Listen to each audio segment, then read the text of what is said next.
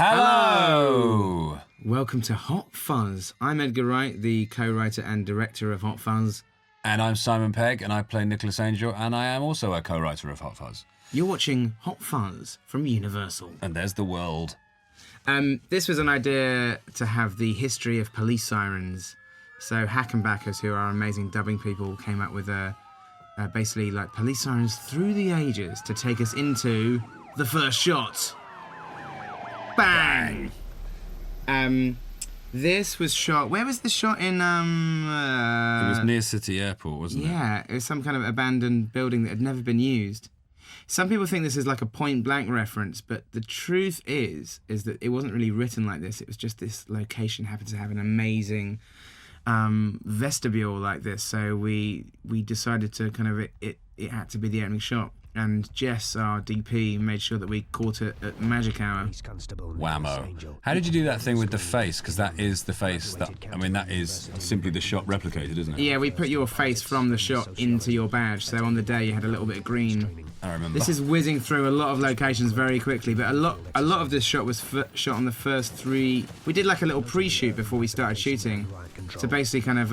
this was Hendon, wasn't it? That was Gravesend, and this is Hendon. That's it. Simpson Hall, this is where people get their... This is where people really get their graduations. There is such a thing as the Silver Baton of Honour, isn't there? Yeah, the Baton of Honour. It's true. That was the first shot. No, that was the first shot, and the other one was afterwards. That's right. But a lot of this montage was done very early on. That's at Hendon. I actually did that. You did do it. The shot of you with the camera attached inside. Now, You're so fast. I'm getting an embolism already. I think I did actually claim to do that in the other commentary as well, but I just wanted to make sure everybody knows that I did by doing blanket commentary coverage. What, the skid? Yeah. That was I'm sure we mentioned this before, but that's Garth Jennings, the director of Hitchhiker's Guide to the Galaxy and Son of Rambo, playing the crack addict. We have a lot, we have a kind of an agreement that we appear in each other's films. That's Father Christmas. Jackson. Peter Jackson there.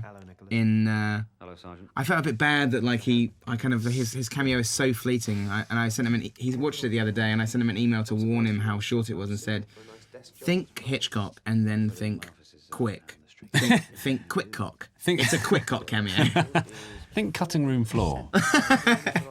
He emailed me afterwards to say that he was when he saw how short the bit was, he wound me up by saying that he walked out of the film and went around, wandered around at a loss, and then came back for the sort of the scene with the flowers on the grave at the end.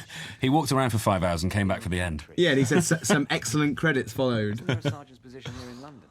Now, Can I remain here as a PC? No.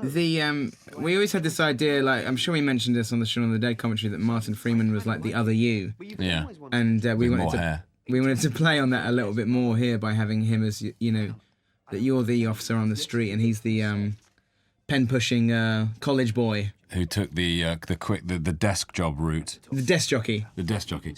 We we had a number of casting ideas from the outset, and these first three were very early on. We wanted to get to play these parts just because it was this sort of continual trumping, if you can forgive the phrase. That sounds a bit wrong. It sounds like chronic flatulence, but it's the idea of literally having the top brass. So kind of. As cameos go, it's a good kind of way of like showing kind of, bringing out the big guns. Of they kind of, and what's funny when Coogan agreed to do it, he said to me, "So hang on, so Martin Freeman is my junior and Bill Nye is my senior." And I said, "Yeah." He goes, "I can live with that." So Coogan. It was. That's a great frozen smile. I know. It's also great just having them there for like. It felt like we had them down for 2 days basically and shot all of their scenes. Yes, I do. And I know one of the most exciting things for me, like making this film, was having such a great mix of actors together. Like, there's a lot of kind of stars in it, and like the accusation maybe that's kind of like celeb heavy, but from my point of view, it's like having the best ensemble you could ever have. Absolutely. We kept getting asked in some of the initial interviews about how did you get these people, and is it some sort of club? And we fought hard to get every actor. You never just take it for granted and assume people are going to do it because they like you. I mean, Bill, we had to, we wrote to him and said it's not a huge part, but we really want you to do it because it's a significant part. And you know, everybody, you don't just get a script and do it because the people that are making it are your friends. You do it because it's good, right? Also, like, better to have a whole cast of great British actors than be forced to put an American actor in the part, crowbarred in, playing a funny FBI agent. Which you're sometimes kind of asked to do. No, absolutely. It does happen a lot. It's surprising. Bill Nye had a thing where he said he read the script and he said, I'll only do it if you write me one more joke. And that was his... of course I can. I'm the chief inspector. Cue Twitch.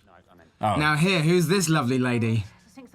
This lovely Oscar-winning actress of which... This is Cate Blanchett, who you may or may not know, is playing the part of Janine, uncredited. She was very nice of her. She kind of, you know, came down for the day. She gave her fee to charity, and I couldn't help but feel on the set that by showing only her eyes, we were only using 8% of her talent. There's kind of 8% of Oscar-winning talent on show there. You do realise how much she does use her eyes, because they're very emotive. Absolutely. And, we're also slightly transfixed by Blanchett's peepers. Well, I spent an entire day between shooting, just sat upstairs chatting, and you know, I've been a huge fan of hers and for a long time, so it was quite a fun day for me, you know. And you have a mask fetish as well. So I do. I'm very. It was like into double masks. Christmas. It's like reverse molestation. I don't know where I'm going with this. We can edit this out later. But she was absolutely lovely, and it was a real treat. It was like Jim will fix it for me that day. I got to spend a day with Cate Blanchett. That's Joe Cornish in the background, and earlier on we had Robert Popper from Look Around You fame. And also, who's with Joe? That's Chris Waite, and that's my voice. I feel awful that because we needed to redub it, I ended up redubbing it, and I felt bad. Chris hasn't stopped crying, has he? Since he came to the premiere. This is Who did that shot? You weren't in the copter, were you? No, the helicopter stuff was all shot on the same day. We tried to maximise our budget by shooting all of the helicopter stuff on the same day. So in one day, they shot part of the car chase in Hatfield. They shot stuff on London all the way down to Wales, and then they shot stuff in Wales. So we really got the maximum out of one helicopter. Weirdly enough, they drove the helicopter to Wales, though. That's the thing. At the back of a truck. Hang on, we haven't talked about that whole montage. It's gone. It's gone. This was all done in pre-shoots, right? This was all done before principal photography.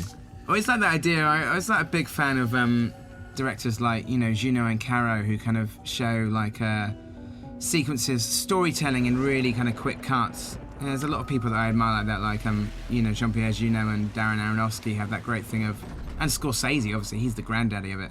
Some interviewer once asked me, said, "Oh, did you steal all your montages from Snatch?" And I said, "No, I stole them from Martin Scorsese, like Guy Ritchie did." Fair enough. Fair enough. I like the way there's a little thing there where you see the swords on the wall that Bernard eventually uses against Angel in the final battle. Yeah, So we were there's very scene setting going on. We were very anal about that kind of stuff, of having little. It's almost like playing like a video game and having those little objects, items that you can pick up in the background, or things that are significant for later. And pray silence, please, for the Queen, Billy Whitelaw. Sir William Whitelaw. Willie Bitelaw, as my wife called her one day by accident. She, Billy Whitelaw is amazing. A living legend, as they say, and it was so fun having her on set, and she was constantly sort of threatening to retire, sort of like before and afterwards. She pretty much with every single shot she'd be saying, "Darling, this is my last shot in the movies," and I'd be going, "Don't say that." She's hilarious. I love it. Don't say that. On the making of documentary, she says, "I never really enjoyed acting," and I watched that and I just think, "But you're one of the greatest actresses this country's ever produced." And she said, "I don't like acting." The reluctant thesp. She is. She's wonderful. And I have a great story about her and Twisted Nerve, but that's for another time. It's too long for this commentary. different commentary. Just say it on the end credits. The end credits are about 5 minutes long. Remind me about the Billy story. Okay. This is Wales. This is my hometown. Here we are. Well, it's weird. It's like it's a village in the film. It is my hometown, and yet technically it's a city, because Wales is the smallest city in England. Because of the cathedral, I guess. Only beaten by St David's in Wales, which I'm sure pisses them off no end. Absolutely. That's in the UK. Look at the hoodies. His XTC on the soundtrack. First appearance of Nicholas Frost. This was the Royal Standard in Beaconsfield. Didn't it say something that was like Britain's oldest pub? It is Britain's oldest free house. What does a free house mean exactly? It means that. Do you know what? I can't honestly give you a proper definition right now without sounding like a fool. Guys, anybody listening out there knows what a free house is? Please ring in on the Hot Fuzz phone line. I think it means like a free house. You know, like you're able to enter and drink. I think it's it isn't attached to a brewery. I think it's is what a free house is. A lot of pubs are attached to breweries. Shall I shut up? You're watching Hot Fuzz. Okay, we have to do that joke several times. Look out for the you know what's funny? One of the ADs when we were shooting this scene came out to me and said, just wanted to say that the word bypass is misspelt on the paper. I said, oh yeah, it's supposed to be like that.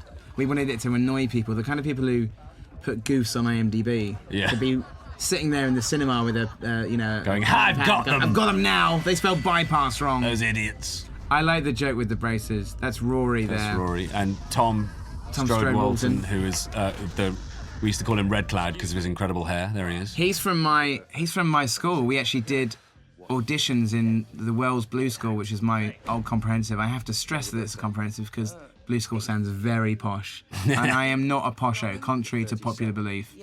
Get out. Here's Rory. Simon was very insistent that I pitched that up to make it sound higher, which is a very similar joke to Brian in second series of Space, but a very funny one. Talking of which, there's Julia Deacon, who's our old friend from Space. Old in that we've known her for a long time, not so old. You're looking super serious in this scene, I like it. I got Marvel eyes, as you used to say. Yeah, I used to give Simon the direction of saying Marvel Comics, meaning like do more kind of expressive Steve Ditko style eyebrows, like Harry Osborn with his widow's peak. It is Harry Osborn, or is it Norman? Norman is Green Goblin and Harry is Hobgoblin. Hobgoblin, yeah. James Franco. Now there's a big clue as to what's going on in the film. Yeah, we wanted to do a lot of we're a big fan of, like, when we were writing this, we're a big fan of mystery films, things like, not obviously The Wicker Man, but even things like, things like Chinatown, where there are significant visual details given to you early on. I mean, lots of films like that, like The Usual Suspects or like The Last of Sheila, like films which kind of give the game away early on if you're paying attention. Can I ask you a question? Yes. Because we lost the Gabriel thread from the main film, which we'll talk about, was there a reason you kept in the G, or just did you keep it in as a sort of a red herring? Well, also, Edward mentions the graffiti and it comes up with the spray cans and, like, them rubbing out the signs. Of course. You start talking about, basically, you can't fit an anecdote it fits into 3 scenes. It's like, I look back at the screen and already we're on to another. Well, it is fast, funny and furiously paced. Quote the Daily Star. I think that was the Observer. I like you can't go wrong with a cone on the head. We've all done it. William Bailey. You must have put a cone on your head at some point when you were a student. So many times. I used to think that National Cones hotline was specially for students to phone up so they could rent them. Bill Bailey is a man that just exudes funniness. I love your pen kind of like double-handed pen action. Double-handed pen action like Ash. Well, that's a really nice way into this sequence, which is basically paperwork shot like a fight sequence. Well, it was always when we were doing research, a lot of the police said that we interviewed a lot of police, and they all said that the only part of the job they'd never seen dramatised was the paperwork. So, having watched Man on Fire and Domino and seen Tony Scott's amazingly over-caffeinated flash sequences, I thought it'd be a good thing to do some hefty form filling done in that style. I think the population of the British Police Service will thank you for that. Stuart Wilson there. This is Is Lorraine? This is all shot in the marketplace in Wales in the day now, which looks beautiful. Kevin and Nick, as we know, in the first appearance of the man known as the Daltonator. The Daltonator. It's this was the first. Oh yeah, this was the first take, and actually it wasn't so brilliantly framed this because it looked like he was pushing you out of the frame, and we did a retake. And then when I watched it back, I thought, oh, but isn't that good? It looks like Simon Skinner is literally trying to take centre stage and push Nicholas Angel out of the picture. And I love it. What was your story about having like a neon sign pointing to him saying "bad guy"? Oh yeah, I always wanted when you read reviews when people say, oh, the bad guy is so obvious, you may as well have a neon sign pointing at him. I wanted to literally do that. I couldn't figure out a way of doing it because the shot was moving. I was trying to think about, in chemist windows you get those kind of cross signs, so we were really trying to figure that out. When we were writing this, me and Simon, not only did we immerse ourselves in watching lots of action and thriller films again, but also we read Roger Ebert's Big Book of Hollywood Cliches, which is amazing, which... Essential reading, isn't Essential reading, and you know, we made copious notes of every single thriller cliche that we could to make sure we could get them in. So I kind of feel, especially in the latter half of the film, it starts to play like the greatest hits of thriller cliches. All the things you've heard before, and again. Even stuff like which you do, which in the dub you did great, is the feedback on a mic, which I think is that's page 1 of the cliche book. Feedback on a mic, somebody waking up in a hotel room and immediately switching their lights on without any fumbling. Yeah. Hearing anyone that speaks into a microphone in a public place will automatically incur some feedback. Well, this is a classic cliche, is any superior who appears to be genial is definitely going to be a bad un. Yeah. A rotten apple. See Hal Holbrook. See Hal Holbrook in Magnum Force. Magnum Force. And... the Star Chamber as well. Star Chamber. And there's something else he does it in as well. Well, when Jim Broadbent kind of like read the role, he sort of said straight away, he goes, oh, this is like the James Cromwell part in LA Confidential. He said, exactly. Yeah, exactly.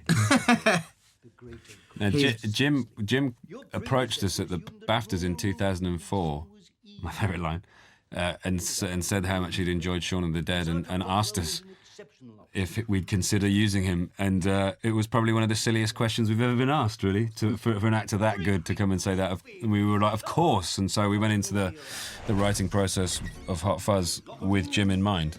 Absolutely. There's the hedgehog. Riot Room! Coming back later. Evidence room. This was all shot in a building in where was this? Like it was just near Bushy, wasn't it? Yeah, right near Bushy.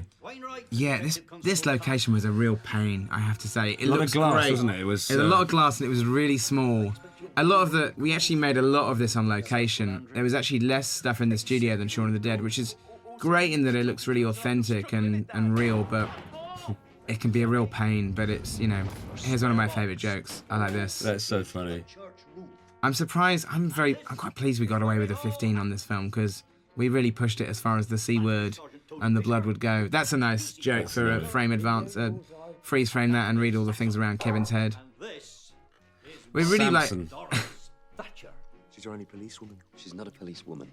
As much like Spaced and Sean, me and Simon are such big fans of TV shows like The Simpsons and films like Raising Arizona. We really try to make it something that you can't quite take it all in one sitting. So hopefully this is the kind of film that people will watch more than once and spot things second time round. I think in the age of DVD, DVD, you owe it to the audience to make a film worth watching more than once. I think it's important, and I think there are certain things in this film that you won't get until you see it twice, because the punchline comes before the setup. So when you watch it again, you have the wherewithal to get it. Do you know what I mean? It wasn't until the second time that I watched it that I realised that was Edward Woodward. It was amazing. The great Edward Woodward. Great Edward Woodward. One of the nice... do you know what? It sounds cliched, and I think I maybe even said it too much, but what a great group of people this was. It was a real pleasure to sit around while Edgar was feverishly trying to set the shots up for us to sort of sit around and just chat between setups. It was the anecdotage was insane. But the thing is, my only regret of the whole film is that I got half anecdotes. I know you did. You didn't get to hang out. Edward Wood would be about to tell me an amazing story about Christopher Lee on The Wicker Man, and then it'd be like, oh, ready for the next shot? It's like, and I never got the end of them. I need to kind of do a little tour of like Ken Cranham and Edward Woodward's houses. I think on the commentary that Edward does with Ken and Paul and Tim, I think that you might get a few full anecdotes in there if you listen in. I think that's sort of like you can, sort of set your TV to Thespa Vision. Or Thesperama would be audio, wouldn't it, of course? They were just up for it, and it's important because we were asking a lot of them in some respects because we wanted them to be sort of ever omnipresent a lot of the time. So some days they'd come in and they'd simply be background, and it's a lot to ask of actors that are that capable and that experienced and that renowned to just set the scene, And I think you handled everybody really well because they understood exactly what you wanted them to do. I'd like to apologise to Ken Cranham and Maria Charles for this scene because at the end of the scene when they talk about the farmers and farmers' mums, you originally saw a shot of Paddy and Rafe looking at Ken and Maria, and they were basically standing in the back of Simon's shot for the whole time, and we did a close-up, and then it just worked better without it. So in that particular case, I owe Ken Cranham a drink. I'm sorry. I'm sure he'll be very keen to have that with you. I know. I look forward to it. Discuss your neglect. Ken has the most amazing laugh of any actor. It's deep and dirty. He doubles over when he laughs. This was a tough scene to do. One of the first scenes we wrote as well. Yeah. I think the Janine scene was the first scene we wrote, wasn't it? Janine, and then maybe the Arthur Webley scene as well. Yeah. Well, I tried to do a lot of things here. I really like that kind of thing, what they call diegetic sound, of like sound that's going on in the scene that soundtracks things happening, and there's lots of nice little things, not just with the fruit machine, but like you can hear, if you hear back there when Danny's ears prick up, you hear the cash register in the background. I kind of like doing things like that. You're great at that. You're the king of scoring with a fruit machine, I've got to say. There's some classic moments in this with that. Fruit machines, cash registers, it's all good. I love all that stuff. The stuff with the farmers' mums is... Oh yeah, there's like... No, I like all that. I think sort of, I think I probably have my lot of fruit machines after this one though. I'm gonna move on. I think it's a layer of detail that you don't always see, and that's one thing I think that's good about being a writer-director, is that you are, and because you're so present in the edit with Chris as well, you get to have to intercede at every single level of the film. Do you know what I mean? So you're stamped all over it. Well, the thing is, I mean, it's when we make these films, like if you ever read the screenplays to the films, they've got all the lines, but there's very little detail in the stage directions, mainly because it's just too long, and so it's great kind of when you're editing and dubbing, because you can add so many other layers and things, either new ideas that you had or ideas that you've had for ages, and it's like it all comes together at the end. We actually skimp on stage directions in order to fit more dialogue in and get the page count down. I know. The kind of things that we do to get the page count down. Writer's cheats. I don't think there's a single writer that hasn't sort of changed the formatting to make it seem shorter. I Oh, know. what an amazing buffet of talent in this scene. Anne Reid. Oh, get on. The White Law. We all, I think all of the boys have a crush on Anne Reid, don't they? She's absolutely lovely. Lest we forget, she's had Bond in her time. She did have a little bit of a tryst with Bond. I must stress that that's in the film The Mother, the Yes. Roger Michell film, and not in real life. Yes. Well. Do you know what I heard from Roger Michell the other day? He saw the film and really loved it. Oh, really? Because he goes, he sees Anna Maxwell Martin, and if I can say that, and they both saw it and really liked it. Good. Personal information broadcast to the world. I love Stuart Wilson here, Paul Freeman, Ken Cranham. There's a second viewing thing, is Jim in this scene, I think, when you watch it knowing he's bad. Particularly in that shot. Yeah. The idea with this, I mean, what we really wanted to do with the NWA was cast kind of like, not only cast British institutions, like amazing kind of actors and character actors, but also there was an idea that a lot of these people have essayed great baddies in their time. And we really wanted that idea that like, that you would watch the film and think, oh, there's a lot of significant actors playing these seemingly kind of insignificant parts, and for it to seem slightly suspect. And so, if you're a film fan, like, you can definitely kind of spot straight away that, like, well, Stuart Wilson can't be just playing a doctor, and Billy Whitelaw can't just be playing a and Anne Reid hotelier. can't not have any lines. And then, of course, she has all the lines in that one scene. So we really wanted to have this thing where it felt like a really winning hand of baddies. And Those kind pecs. Look at those pecs. of... Nice. They're very much like inspired by, I don't know, I think it's like Murder on the Orient Express, where you have like a star-studded cast of potential suspects. Which I think what you said about it's actually an aid to understanding as well. Yeah, I think when you watch a lot of those kind of film noir films and mysteries and stuff, anything from like The Big Sleep to kind of, I don't know, like Oliver Stone's JFK, you have very famous people playing small parts so that you can follow it. Yeah, exactly. There's Johnny Burrell, wasn't it, there behind me? Johnny Burrell does look like that. It does, doesn't it? I think all of Razorlight are in there somewhere. Now, I just wanted, before we move on, I was really pleased with Have You Got It In You, because it was just a slightly inappropriate... Yes, not good for a school. For a school, no. That would not go down well in the current climate. New. I love this piece of music. This is a kind of rarity that you found, isn't it? Oh, it's on that album Velvet Tin Mine. There's an album of glam rock no-hit wonders. And when we were writing, a lot of the time, a lot of the music that we used in the film is stuff that we were listening to whilst we were writing. And I think this one came up on my iPod shuffle. And there's something about the glitter kind of stomp, like glam rock thing that really goes with like policemen plodding along. Do you think it's because of the siren at the beginning of Blockbuster that makes that connection? And there's definitely that. But I also think weirdly that kind of pace, it seems intrinsically British of like lolloping along. Yeah, Do you know what I mean? it's It's true, like it's sort of true. like It's like the beginning of the Bill, kind of. absolutely. Stephen Merchant, Adam Buxton, we've both seen there. And also... This bit, that's one of my main regrets for this film, is that we did a couple of reshoots and we had a killer idea for that swan joke, and it's one of my few regrets about this that we didn't get to shoot it. we tried, didn't we? It was going to be a woofer. Then Nick grew a beard and he couldn't shave it off because he had to do Nick had hyperdrive. Yeah. Oh well. Should we say what it was? It was just going to be a series of honks. It was going to be like Danny and Angel honking in time. It was also And- and Angel kind of- finally succumbing and trying a honk. This bit here is kind of like a nod to those kind of urban films like Training Day. Like if you look at something like kind of Training Day or you know, SWAT, or kind of like those kind of films where they have like the slow motion kind of shots of potential perps. Yeah. And also, this came from researchers that we got a lot of things out of, particularly the Met cops in the Street city. smarts. Street smarts.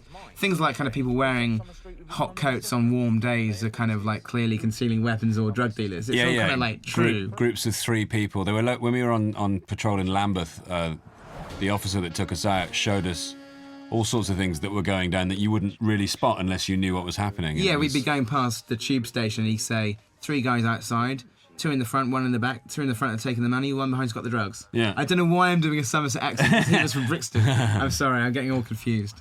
Here we are in Hounslow. Yeah, this was not the Summerfields in Wells. This was an empty Safeway in Hounslow, which we redid as a Summerfields.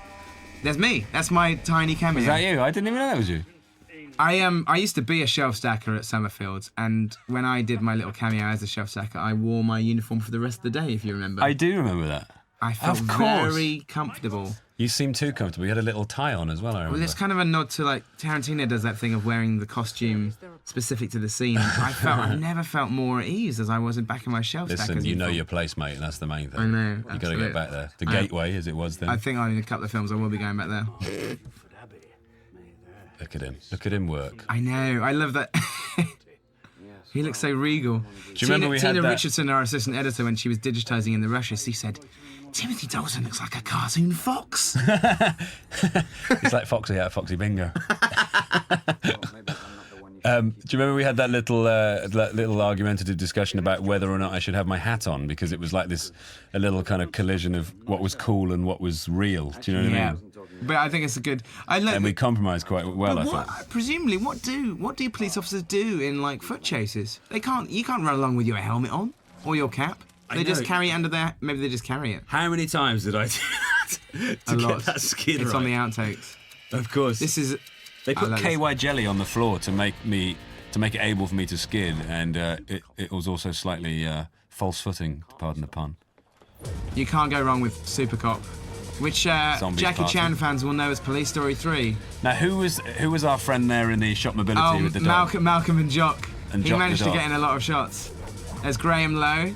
He's an old friend of mine from school who was in a lot of my amateur films. Does he say tosser? He does say tosser, yeah. I got him to do that in ADR. This was great shooting this. This is the High Street in Wells, and this is Lorraine where I Hilton. used to walk to school. This is how I used to walk to school down this little alley. This is called But not running like that. This is called Lovers Walk, believe it or not, and even believe it or not, even more. That is where I had my first kiss down the alley With me. with you. Now, this is a joke you wrote a long time ago, isn't it? It is. I wrote this joke for another film, and I always thought it was a good one. A film that never got made about a pub crawl. I always thought, you mothers. That's kind of like a Raiders of the Lost Ark type shot Yeah, they're running up to the camera. with the scene with Marion and the baskets. Here's our little callback to Shaun of the Dead. And Simon, not Simon. I can't do that. They're still pretty. I mean, It's a great changeover. That is Nick, though. well, I asked Nick to look behind here so he could take the lap of victory. He said, well, why would I look behind? Should I keep on running? I said, if you don't turn round, nobody will know it's you that's done it. Batman. Batman Begins sound effect there. This is, now Marcus Carter, who gets a mention later in the film, who's an old friend of my brother, this is outside his house, as I realised. He emailed me the other day to say he was looking forward to seeing the film. There's Elvis, the Swan. Man. Now This here's is- the Gabriel in the hoodies. Gabriel Weaver. There's a whole thread about the fact that Gabriel Weaver, who was the head of the Hoodies, is the grandson of Edward Woodward's character, Tom Weaver. We were really running out of time shooting this scene, and the sun was going down. It was quite tense. I wish we'd have taken his cap off, actually. It would have made so much more sense for you to have whipped his cap off at the start of the shot. One of those annoying things that at the end of the day I go, oh no! More John Spencer on the soundtrack. Ben Mackay there is playing a very sheepish felon, but he's actually a very nice guy. I like the fact he's always got his tongue out. He has. What do you mean he doesn't want to press charges? Your reaction shot here is gold. I love that. It's like a sort of a triple take. It's like he appeared out of nowhere. That's what I like. It's almost like he appeared in a puff of smoke. Well, this is the thing. Like Simon Skinner, the inspiration for that character is. I used to work at the Summerfields, and my boss, who's absolutely lovely and sadly no longer with us, who we initially named the character after. Yeah, he's Mr. Stockwell. His name was Mike Stockwell. He's a lovely, lovely guy, and he was really like, you know, I used to really admire him because he kind of held himself like the mayor of the town. He was the manager of the Summerfields, and yet, so he didn't look a lot like Dalton, but I like the idea of like Dalton was kind of really, you know, he's like the king of the town. He can walk in anywhere. He can just walk into the custody suite as he wishes. Yeah, exactly. He's got like full access. Yeah. I must just mention, going back a little bit to the scene in the supermarket. We watched Get Carter as part of our sort of research, and that scene is directly. Oh yeah, with John Osborne and his homage. gangster's mole. Yeah. I really like the fact that John Osborne, who plays Mr. Big in Get Carter, kind of has like a mole sitting on the edge of his kind of sofa. So that's what Alice Lowe was kind of playing, like the Summerfield mole. That said, you would get checkout girls who would loll around on, you know, in the Really? assistant manager, you know. And Alice Lowe as well. Maybe eating some biscuits that have gone out of. Some crushed, some damaged some biscuits. damaged biscuits. Alice Lowe is great as Tina, the shot girl. She doesn't say much, but she's got that look of disdain which she carries off so brilliantly. And I don't want to be sexist, but Alice has amazing pins. You sexist. What's that noise? That? Oh, is that the speeding Oh, that's the thing? speed gun thing. The shortest car chase ever. David Threlfall. This What a guy. look at his gloves. Yes, you were, Mr. He really.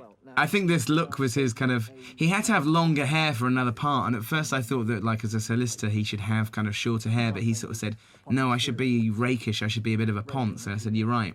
So the whole he came up with the cardigan look, and the hair is just brilliant. He's very funny as well. He was a hoot to work with because he was very. He used to make me laugh during takes, not on purpose, just because he was just very funny. I like as well, Lucy Punch is doing a lot of business in the back of shot. Yeah, it's great, yeah. She's twirling her hair, she's really trying to distract the eye, and it's working. She's being bored. Yeah, she's trying to use her feminine wiles on Angel, who's not having any of it. And the audience are thinking, how can I upstage Threlfall in the show? I'll twiddle my hair and look cute. There's a great line that David does in the Amdram, which is actually cut out when Skinner asks where his wife is, and he says, "No, she's at home with the dogs." And She's at him with the dongs. there's a great way that he delivered it. This You hypnotised him. This was a tough. For some reason, like shooting in this lay-by was really lousy, wasn't it? I think we had a lot of weather problems this day, and it felt like we were all in a pretty foul mood. I was as well. Oh, with Nick and I in the actors my commentary. hands. Oh yeah. That's just extraordinary. That's Oscar's amazing flick book. Me and Oscar used to, when we were both at the Blue School, we used to do flick books in people's homework diaries and sell them for like £1 each. You're both very adept artists. Well, Obviously Oscar particularly, but you're both good at drawing. Oscar coined he used to do endless stickman violence flick books. All of his flick books would be like black, sort of stickman drawn with black ink, but with red biro blood. Nice. So it'd just be constant like stickman violence. Well, I mean, if if you have the double disc, go to the Flickbook extra, I believe, if we have it. Absolutely, yes. Nick said that was twatty of Angel to do that. I like the fact that he's twatty. I kind of like the fact that, you know, He is a I bit like of the a fact twat. he's a bit unlikable, because it's like you've got to be a bit kind of frozen to melt later on. Exactly. He needs to be redeemed. I know. That was Nick. Nick, that became Danny's signature tick, was his... Like, his chimp laugh. Yeah. Oh, I like this bit. This went through various stages. Originally, it was Guys and Dolls in the script, and then we couldn't clear Guys and Dolls because it's too expensive. And we thought about Romeo and Juliet because it also had a bearing on the fact that like Martin and Eve were having an affair. And then it came up with the idea of doing the Baz Luhrmann thing, and then almost as quickly the idea of doing the Cardigans song, which Jonathan Whitehead, who does a lot of music for Chris Morris, did the rendition of it, like the Cockney Hilarious. Which is brilliant. And also, obviously, the costumes was one of the first things, having them continually in the costumes that you remember them from the film. Yeah, it's the idea. Yeah, they keep the fancy dress costumes on. The other thing I like is when David Threlfall goes to the bar, he's still got his makeup on. Yeah. I thought he's so vain that he'd be in the dressing room and he'd go, "Oh, I look fine. It looks fine." He'd rush out to meet his public. Absolutely. Another hefty transition there with some. But I like the idea the cranberry juice kind of in extreme close-up was the idea that blood is about to be spilt. Also, that's why it's all kind of red. It's also red for impending doom. Splashing into the cup. Also, the Romeo and Juliet thing panned out really well, because when I remember reading the play to find out what Skinner could say to Angel when he appears at the scene, and there's that great quote about "Never was there more woe." Yeah. And it seemed to fit so perfectly. Just to go back to Greg and Sherry there, the thing about Straw Dogs being an extra in Straw Dogs is my brother's girlfriend, Nick, she lives very close to the village where they shot Straw Dogs, and it used to amuse me that the people in the village in Cornwall were always very fond of, had fond memories of the shoot, saying about, "Oh, well, you remember when they did the Warner Brothers film here with Dustin Hoffman?" And I think that film could not be nastier about the area, and yet everybody remembers it with such fondness. Well, yeah, and also, Dan Channing Williams, his girlfriend's mum at the time was an extra in Straw Dogs. Like, there was somebody on the shoot who knew somebody who was an extra in Straw Dogs. Greg and Sherry, Trevor Nichols and Elizabeth Elvin, who Fantastic played stuff. our stand-ins. If you look carefully, you can see them on a poster for Romeo and Juliet later on, which I thought was a lovely touch. Yeah, it's outside the newsagent in the final scene. This, now this comes from a real anecdote. I won't mention the names, but my brother came home from school when I was about 8 with some scurrilous gossip. Well, there was some gossip going around the playground at the primary school that so-and-so had fingered so-and-so. No! Up by the frog pond. It wasn't the duck pond, it was the frog pond. Now, I went home that night. I went home that night, and when my mum and dad said, "What happened at school today?" I repeated back, without knowing what it meant, "So-and-so fingered so-and-so up the frog pond," and my brother nearly spat out his tea. I had no idea what fingered And what meant. did Leslie and Chris make of it? They went a bit white. I didn't know what fingered meant. I knew what a frog pond was. I knew what a frog pond. That's a different sexual I practice. don't know why we didn't say frog. I don't know why we said duck pond instead of frog pond. It both sounds equally foul. It does. This is I got frog ponded at the weekend. I love the fact that the you don't really have stage doors with red lights. No. Like the sort of the artistic license of having Now, I like it when people I do like it when some people have some kind of unfavourable thing to say about the film. They say, "Oh, it's just really unrealistic." It's thinking, yeah, there's a killer standing in plain sight under a red light. which is entirely for dramatic effect. Oh, back there's a nice thing that I like. If you watch back in that scene, in the shot where David and Lucy are looking at the door, you see a mannequin, which is kind of, obviously a mannequin has no head. So it's kind of supposed to foreshadow the decapitated heads. So that And was the idea of also, that. everybody that dies Predicts their own fate. Blower says, "We haven't got long," and Leslie says, "I'm just about to pop off." And Skinner says about Ron, he'll be in bits in tomorrow. the morning, yeah. And Splat the rat. yeah, Splat the Rat for Messenger. Yeah, I like that. I always like sort of I don't know whether people gather that when they watch it And first time. Tim, your number's up as well, which is... Yeah. I love particularly like we haven't got long. Yeah. This is the idea that you kind of it was weird actually. I always thought that I should have directed you differently there. That you should have answered straight away. That you're not kind of caught up in your thoughts. That should have saved that one for the next time it happens. Yeah, because the next time I'm slightly hungover. I know. Maybe it was a kind of slight confusion between the two. Yeah, I really screwed up. I can't believe you messed this film up like that.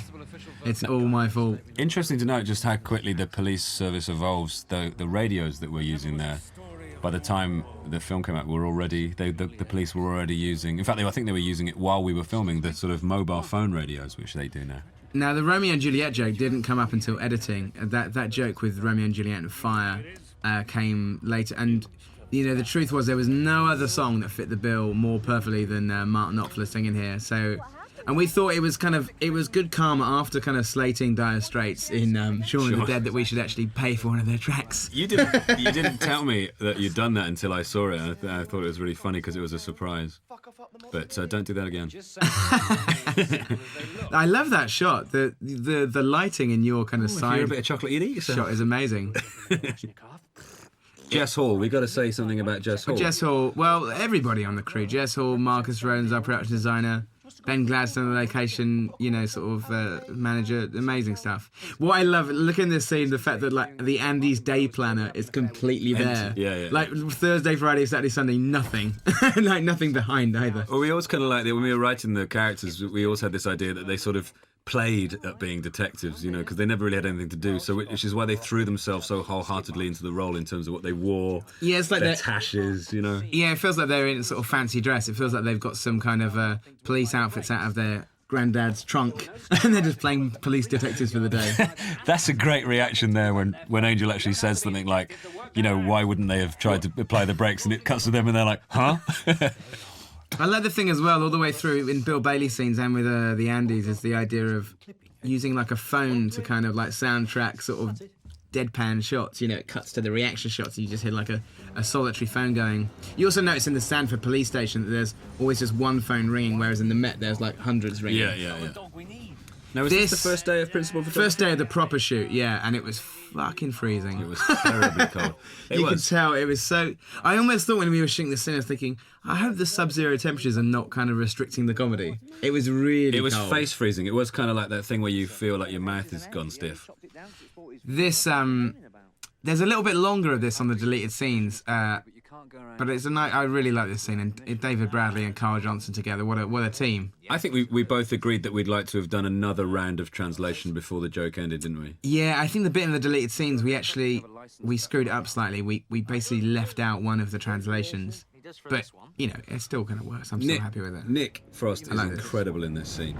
If you watch him behind me, his little face is brilliant. This is this is the Lethal Weapon trailer music by John Alexander. Not the score from the film, just from the trailer, which, to my mind, is like, it's almost, in the same way that we use the Dawn of the Dead music in Shaun of the Dead. This particular percussive music makes me think of action films. I think of the Warner Brothers logo at the start of Lethal Weapon, or I just think of the trailers. Yeah, I really remember that music from the trailer. I think we spoke about it when we were writing the film.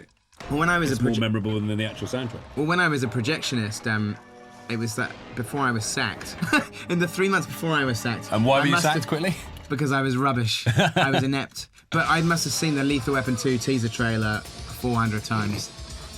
This a crane shot here, amazingly, to go over this hedge. But it's a pretty amazing stunt. It seems simple, but you can write those things in the script thinking they jump over a hedge, but actually doing it in one shot is quite difficult. Yeah, and also a little optical illusion there because there was a ramp on the other side for us to get up, and the hedge was higher anyway, wasn't it? Was that to sort of facilitate the crane shot a bit? Also to get you high enough to kind of clear it, I like the kick in the C mine, that's funny. Now, if you notice in the Bill Bailey shots, the joke, which you can see very briefly here, Ian M. Banks. Basically, one of the twins is reading Ian Banks and the other one is reading Ian M. Banks. That was our way of distinguishing between the two. And so that was a little kind of like sight gag that we thought up and put in for people to... I'm amazed that people spot that, actually. I would have A couple of people have. Well, it's on so fast. I'm amazed that people spot that. It's pretty crazy. This was a tough one to shoot just because of Nick being the funniest man in the world. We should have really, if we could have afforded it, we would have painted out Nick's tattoo, because it doesn't seem like... I was thinking about this the other day. I think it's something... I don't imagine Danny... I think he's probably had quite a troubled teenage life. Do you know what I mean? I can imagine him hanging around Glastonbury drinking cider before he shaped up and joined the force with his dad. Do you think maybe he had Osric Tentacle-style hair at one point? I think so, and I think he had a tat done, one festival year, and once it's done, it's done. Yeah, Roy. Another little reference to Shaun of the Dead. Oh my God. Public Enemy. Yeah, yeah. I love the lighting on the Andes here. It's like proper kind of moody cop shot. I have to say, I learnt, having done, 10 or 12 films or whatever, Jess Hall really defined for me what a DP does, because it was... He paints with light. Well, he did, and I mean, as actors, we were there to be kind of painted on, if you know what I mean, and then, then you took over when it came to obviously moving the camera and directing us as people, and... What we really were trying to go for on this is we wanted to make it look really glossy, because, those Tony Scott films, they look amazing, and Jess had done a lot of great commercials and music videos, and he'd done this film called Stander with Thomas Jane. And I think particularly in the pub, the lighting is just beautiful, especially for like the pub there was tiny. It was even smaller than the Winchester set on Shaun. Yeah, well, But look at the lighting in the scene, it looks beautiful. no removable walls for a start. It was kind of and a smaller square footage as well. Two things to talk about here. We'll talk about David Arnold's amazing score later, but Uncle Derek is my real uncle. In Shaun of the Dead, we name check Jill and Derek, and they're my real auntie and uncle. Now, in the first draft of the script, it didn't have the C word, and then that came in during rehearsals. So when we went to Birmingham to show the film, I had to kind of forewarn them. And I said to my cousin, I said to him, like, just to say, you get name checked in the film, but also you get called a rude word. And my cousin was saying, how rude is it? I said, what's the rudest word you can think of? She goes, not a C-N-U-T. I said, yeah. Yes. But he was remarkably cool about it, and he thought it was very funny. There's my first smile. Yeah. Proper smile. Your first smile at 45 minutes. Christ. This is really... I like the fact both of you look really wet-eyed in this. You're like tearing up. It's great. I think that line about when Danny says about this, Traffic collision. it's like, it's so lovely because he's learnt from Angel in terms of the dialect and the Angel's learning from him here. It's a very sweet scene, I think. Well, it's like they're starting to have a transference. I like the idea that, like, you know, the kind of the arc of the characters is like, you know, Nicholas Angel gets to kind of like let loose and kind of relax a bit, and Danny is going the other way. He's like really... It's almost like sort of Simon's character is the first person that's ever inspired him. And even though he's doing it in a kind of slightly copycat way, he's learning by just repeating what, you know, Angel is saying. I think it's sweet. Now, look out here. Timothy looked at the camera, and I was going to digitally remove it, but I thought it was so funny that I put a cash register noise on. So check it out. He looks right at the camera. He's going to hate me for this, but I put a till noise on it. Look out. Here we go. Bing, bing. Dalton looking straight down the barrel. I just thought... Like he's being complicit with the audience. I know, it's almost like a tiny breaking the fourth wall moment. Now, just going quickly back, there's a bit of digital blood in the ketchup moment, right? There is, yeah. There's Just quite a to lot of make digital... it- Double Negative is so good at the digital blood that I end up putting more and more on. You can never have enough splats. That's not digital beer, though. No, but there is it goes between two different takes here. When it goes over to Ron, there's digital piss though, amazingly. Is it really? Because the piss ran out before the end of the shot, and so can we you had see- to put in some. Is there a little Ron in shot there? Because I'm sure you see a little bit of pink. There isn't. I think that's either his thumb or the end of the nozzle, but not his nozzle. Not his nozzle. This is Dave Bassett's house. Yeah, the we football spoke about manager. this in the other one. It was, living next door to Dennis Wise as well, the Chelsea player. Oh, yeah. This, I was always pleased. It's got a big old laugh. Now, Ron Cook, I think he is the king of the pratfalls. He's great, and he's great at playing a sort of sozzled drunk as well.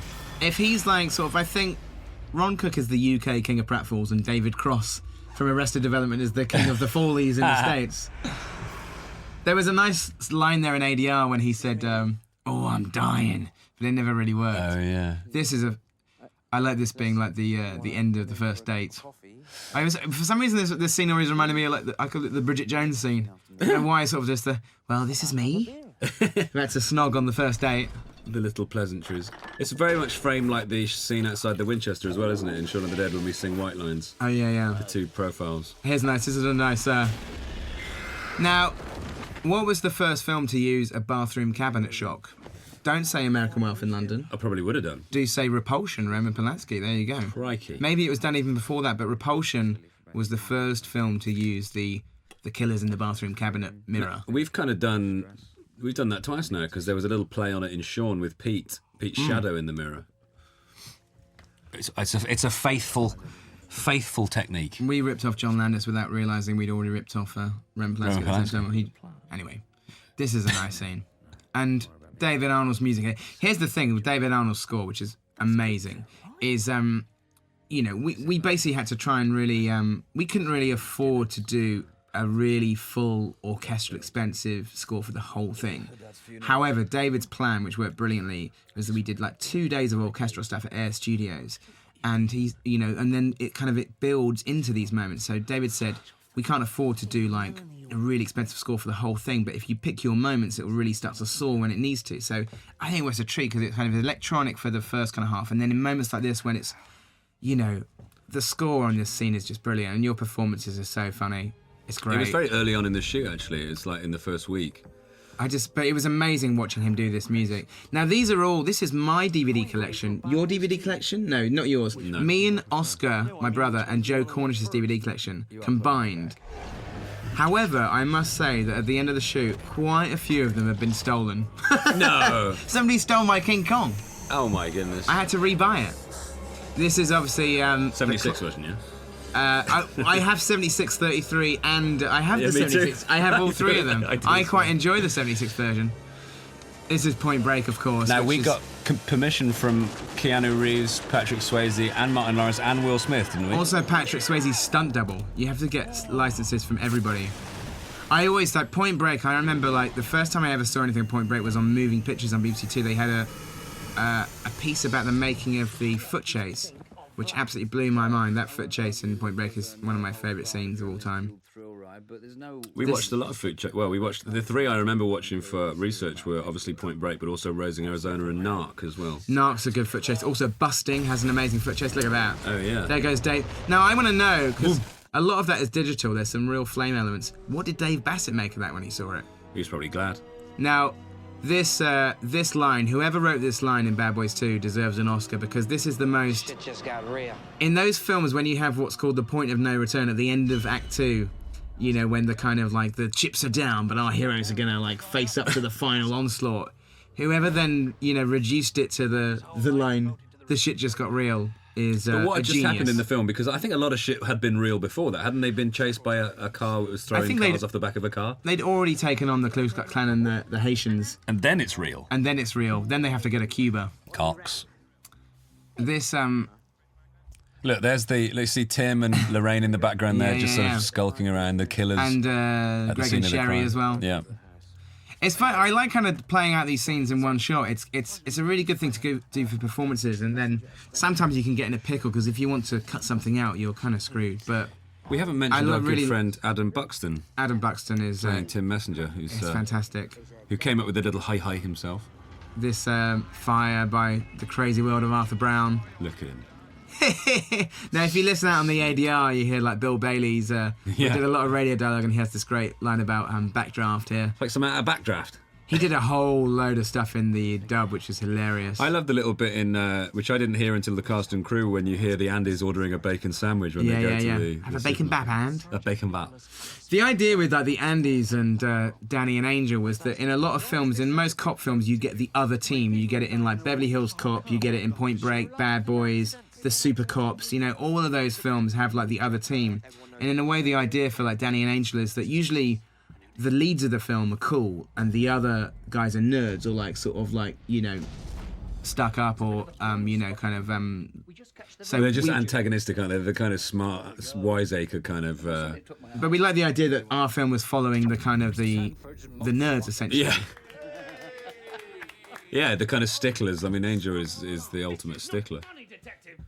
Maybe we should have called your character Kevin Stickler, Sergeant Kevin Stickler.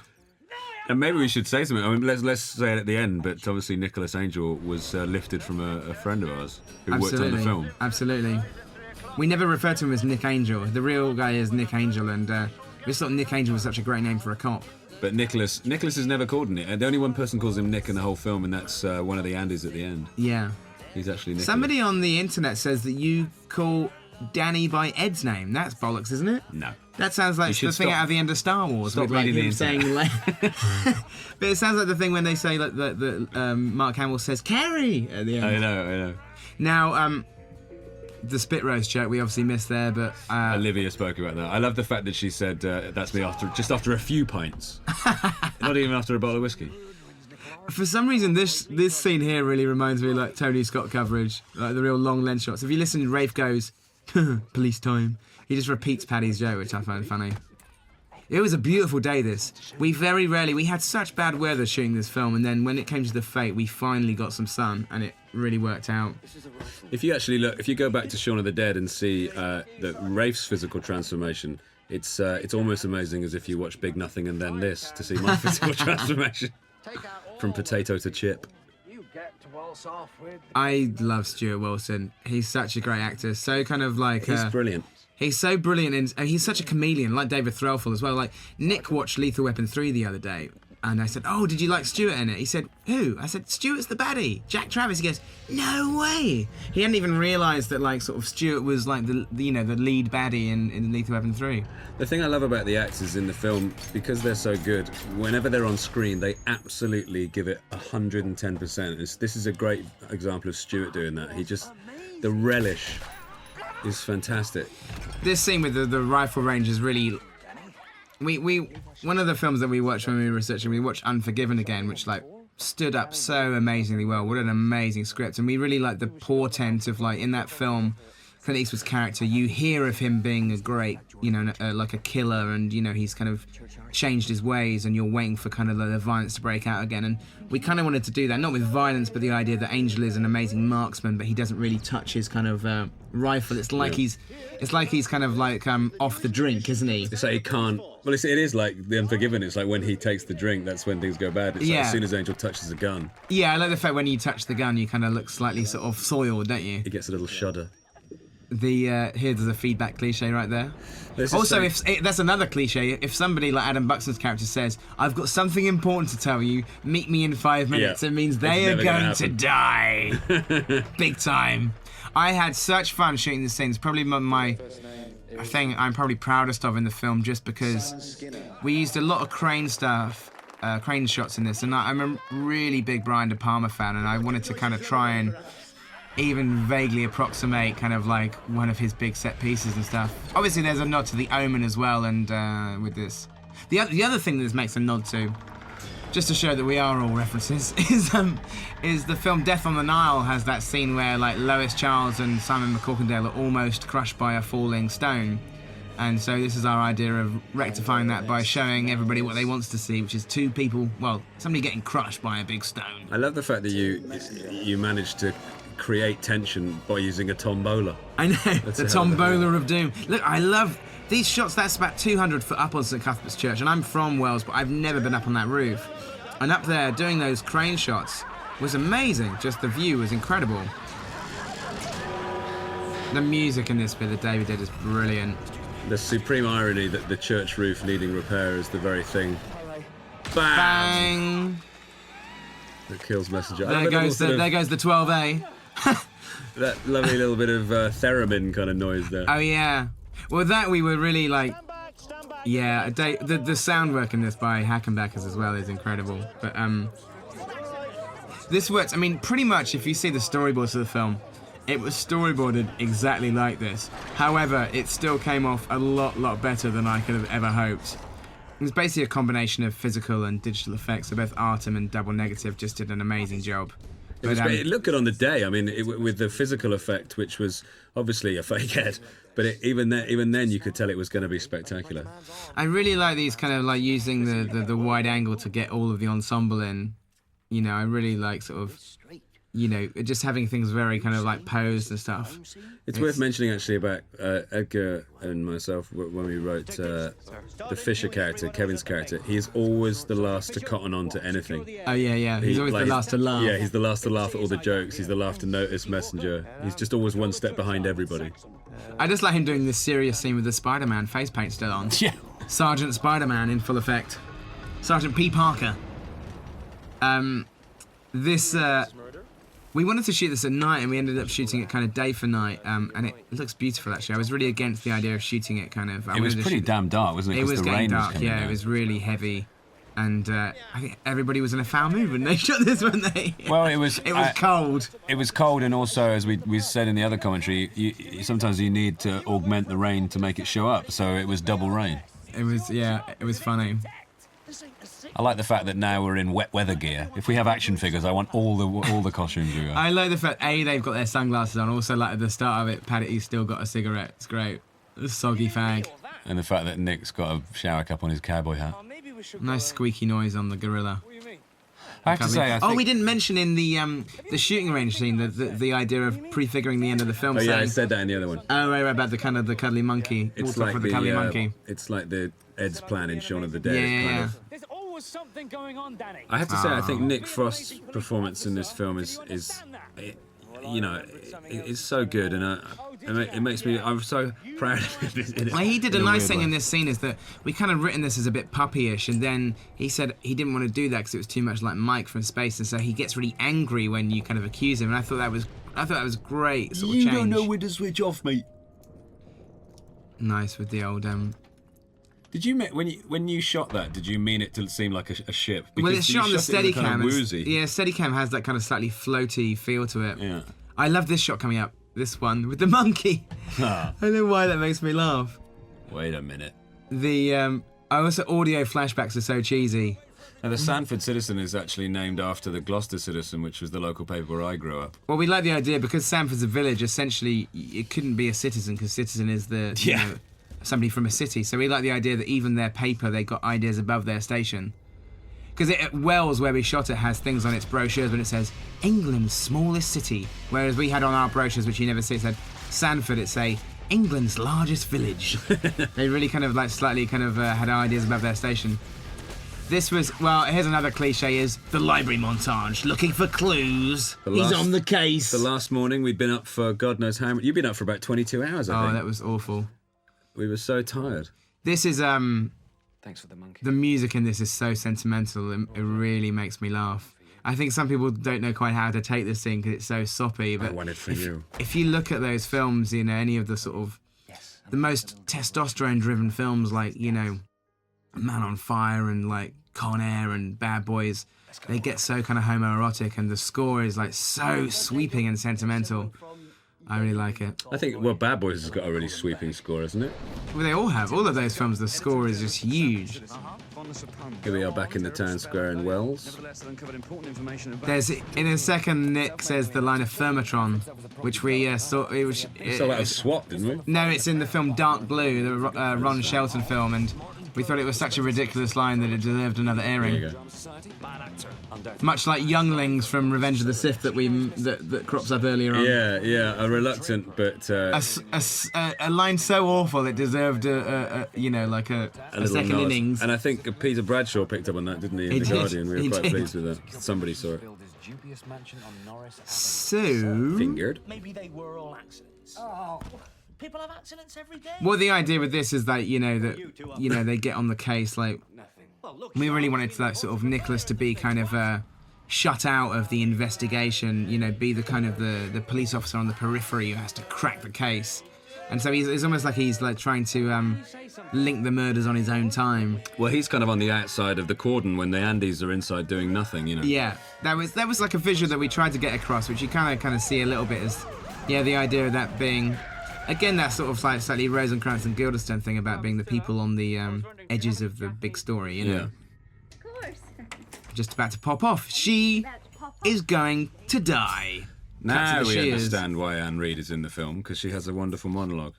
I like, again, not only saying about to pop off, but if you see a close-up of some sharp implements, that means that somebody is going to die very shortly. And so I would hope such- that thriller fans would watch the film and thinking, I know there's going to be a big bit of dialogue here, but at the end of it, there might be some blood and killings. But the hilariously contrived line, I can never find my scissors, as well. I know. Which is just like a way of explaining why there's a massive pair of shears on the desk. I know. Here's the murder weapon. This, she did such a great job with this. And it's nice as well, like, because we do a lot of tracking in other places, but doing like a zoom is a bit more sort of like a 70s film, using the zoom instead of like sort of the dolly. It's a way of making it, you sort of make things a bit more intense by zooming in. It's not on a wide angle, it's, sorry. No, it's true. I wasn't yawning at that. No, I was boring myself, I'm sorry. I think it's true. I know also, that's something you learn when you start doing, start doing the films. There's the difference between panning in and zooming in, and what quality that gives to the film. And I think you just summed that up. Don't talk about it again. You're watching Hot Fuzz. But no, Anne Reid's, I'm concerned, Cousin Sissy can go and fuck. Would you just... that always got a good laugh. I think we added in the ADR, we added an extra f to really make the fuck work. The fuck work. One thing I love is fuck work. That was Mike Kelp playing that particular hooded figure. That's right. This was this idea of the murder. Nice stunt coming up here. We reshot this to make it a bit better. This shot. We didn't. Nice stunt. The idea with the murders actually is that Nicholas Angel gets closer and closer to it. It's like the first murder, happens kind of like they're the last people to see them alive. Second murder, they deliver him to his door. Third murder, he literally sees it. And fourth murder, the fourth Mordor, Peter Jackson's back. Now I just like the idea he gets closer and closer to it. And the last murder, him witnessing it happening right behind him, is kind of like those giallo films, like Bird with the Crystal Plumage, Dario Argento. The idea of like, being right there when it happens, but not really having all the pieces of the puzzle. Now, one thing is that's always that we stretch credibility with is the idea that the NWA operative, whoever this is, and I kind of think it's Lurch, would do it while Angel was there. I know. They have a relay team as well, which is pretty impressive. Yeah, it's almost like they're teasing Angel. It's almost like they're so confident that they even flaunt it in front of him. That's what's so funny when you watch these kind of like a lot of these thrillers with murders, is to really examine the logic of how how they pulled off. If you look at those Agatha Christie films, all of the murders is built on this absolute split-second timing. Absolutely. That could go so kind of wrong, these harebrained schemes. The fact that the red nail varnish went under the sofa. Yeah, absolutely. All this kind of stuff. Or that they kind of they put some kind of like nail varnish on their leg whilst Jane Birkin's back was turned. But I love the idea that the killers, they had like a whole they had a relay team there. It was really well thought out. We had a term for it that we'd always use and would gleefully employ, which is of course popcorn logic, which these films always use a liberal helping of. No, they don't. A lot of these films, the logic does not stand up to kind of like close scrutiny. After 5 minutes of leaving the cinema, you go, hang on. I love the way everybody just laughs. Sandford's such a happy place. I love Nick's little look down when you mentioned the peace lily there. It's funny. The interesting thing to note about the peace lily is in the original draft of the film, we had a character called Victoria. We had a girlfriend part for Nicholas. And the first draft of the film was too long. And basically we cut it out. But we gave a lot of her dialogue to Nick Frost. So we thought essentially Nick is playing the girlfriend role in this. So all of the dialogue about the peace lily was written for a lady. And it sounded so much funnier coming out of Nick's mouth. Absolutely. The M word, Nicholas. The M word.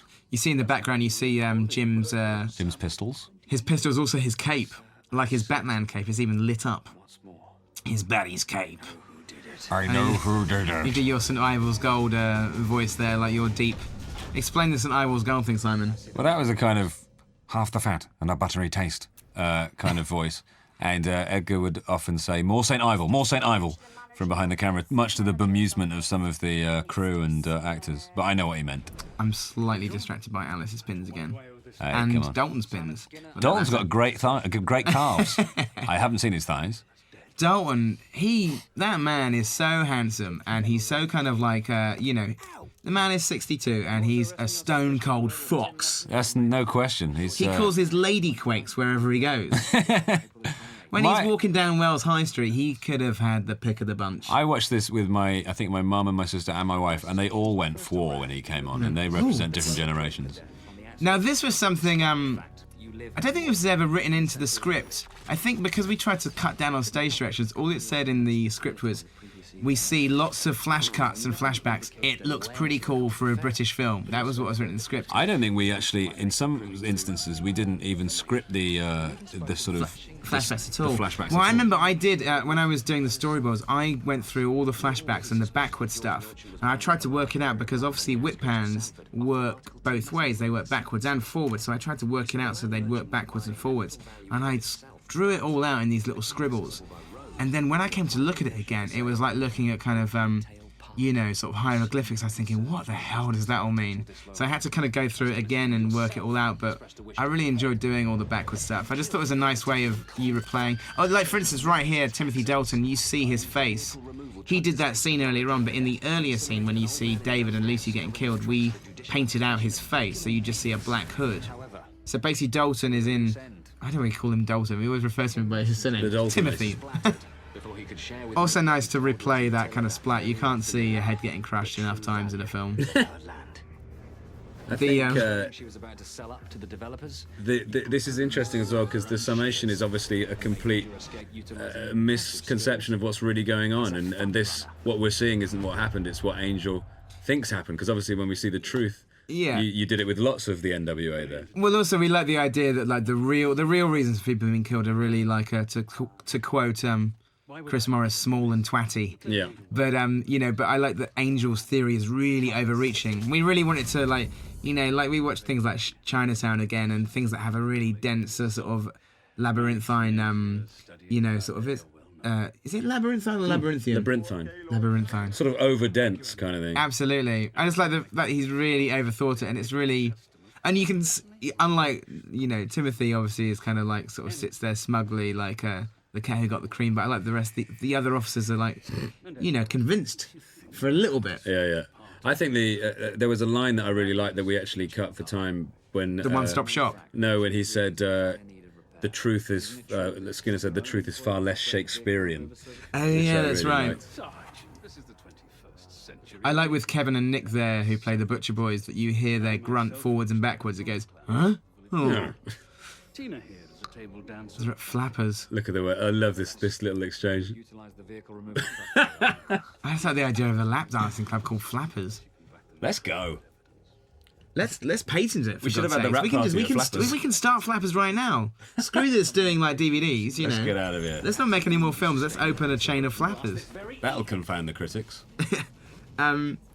Whose leg was cut? I love that. It's like really like Hercule Poirot-ish, the idea of like saying your closing line twice. Yeah. This very evening.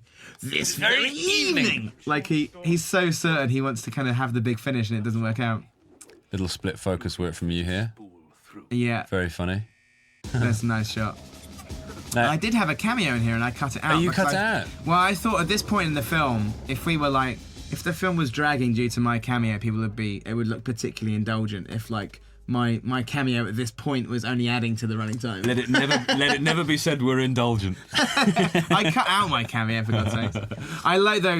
I know it's been mentioned, but like I like the fact that Dalton is looking so obviously looking at the camera as his alibi, like the paper, and like posing with the shoppers. It makes me laugh. There he is. Look. I love the music. The music on this bit makes me laugh as well. Again, the score is so kind of like swelling and huge.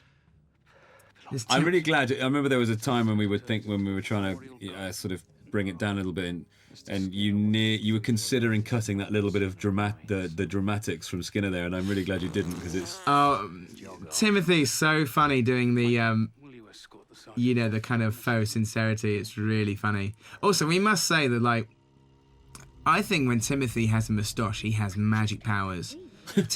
Dalton with Tash is always great. He's always bad and he's always great. Prince Baron, case in point. Prince Baron, absolutely. Flash Gordon. There's a nice little scene with Billy there. I love this music on this. It's great.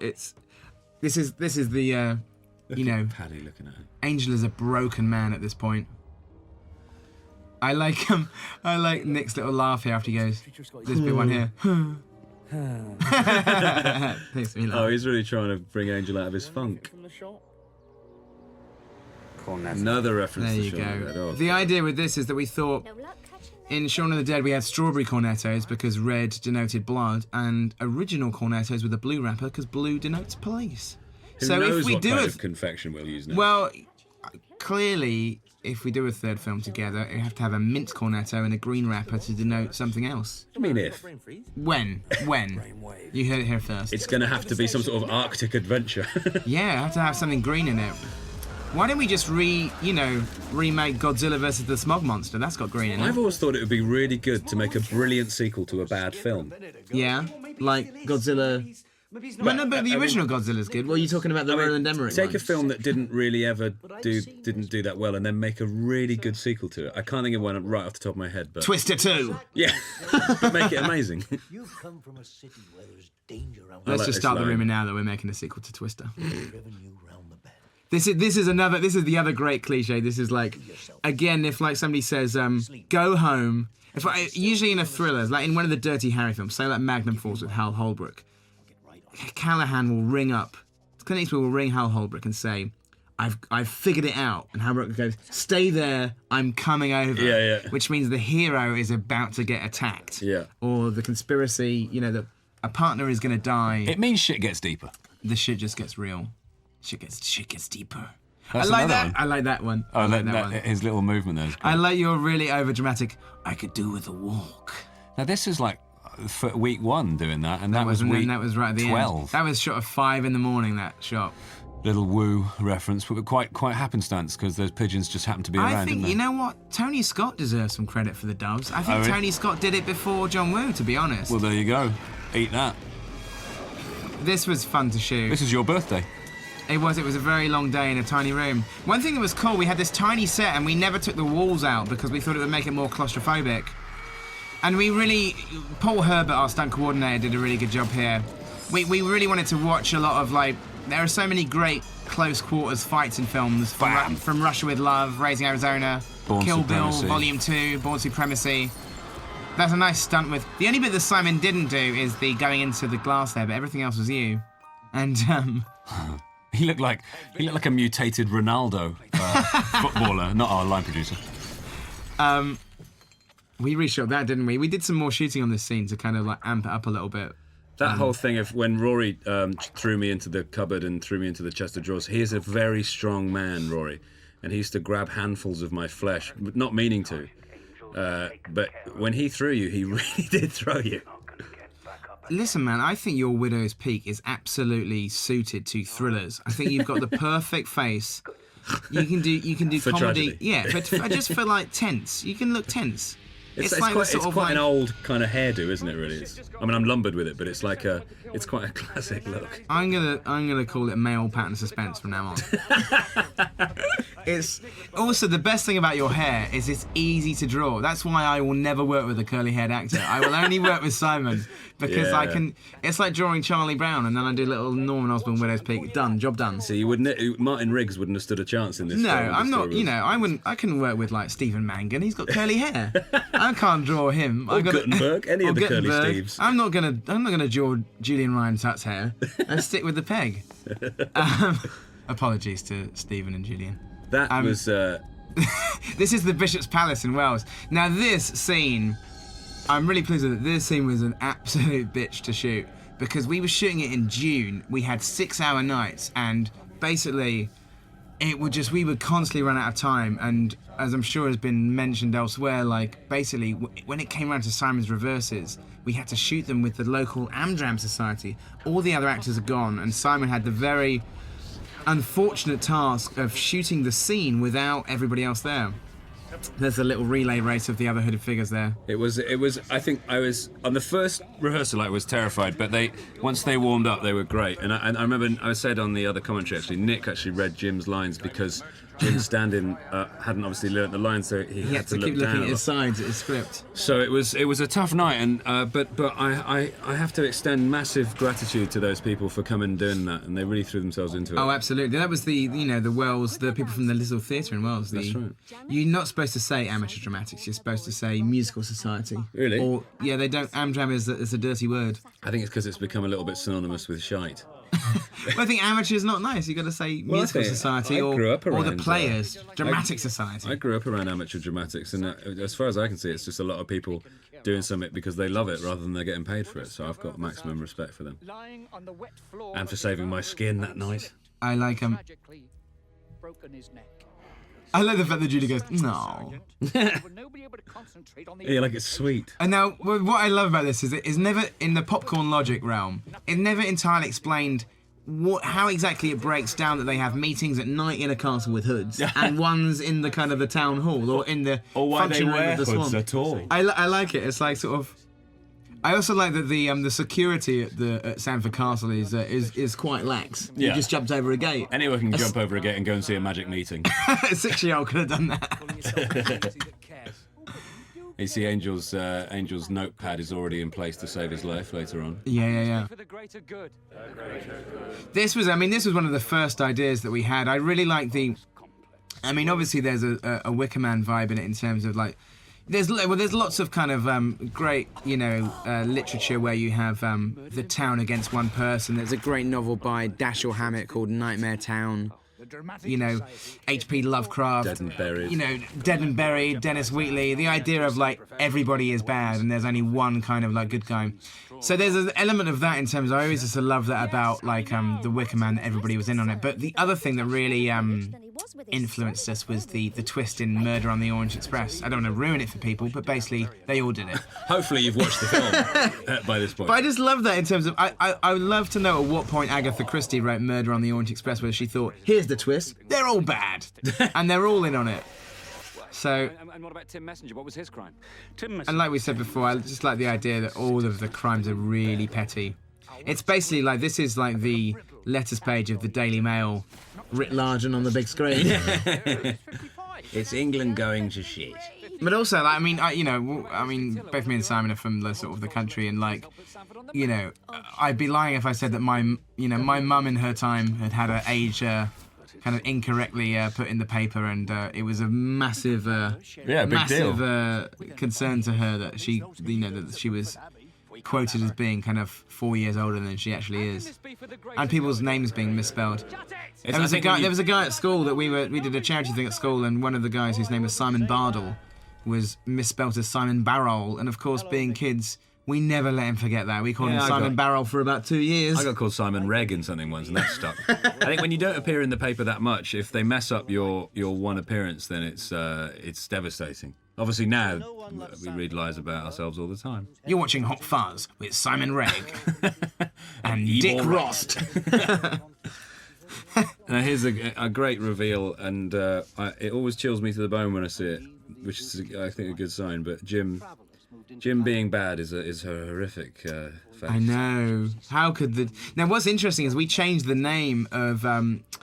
it was Iris Butterman in the script, and when Jim Broadbent came on board, he pointed out that, like, you know, obviously he played Iris's husband in what he won the Oscar for Best Supporting Actor. Well, really? So it seemed very, very wrong to kind of call her Iris, you know, the dead wife. Absolutely, and we kind of...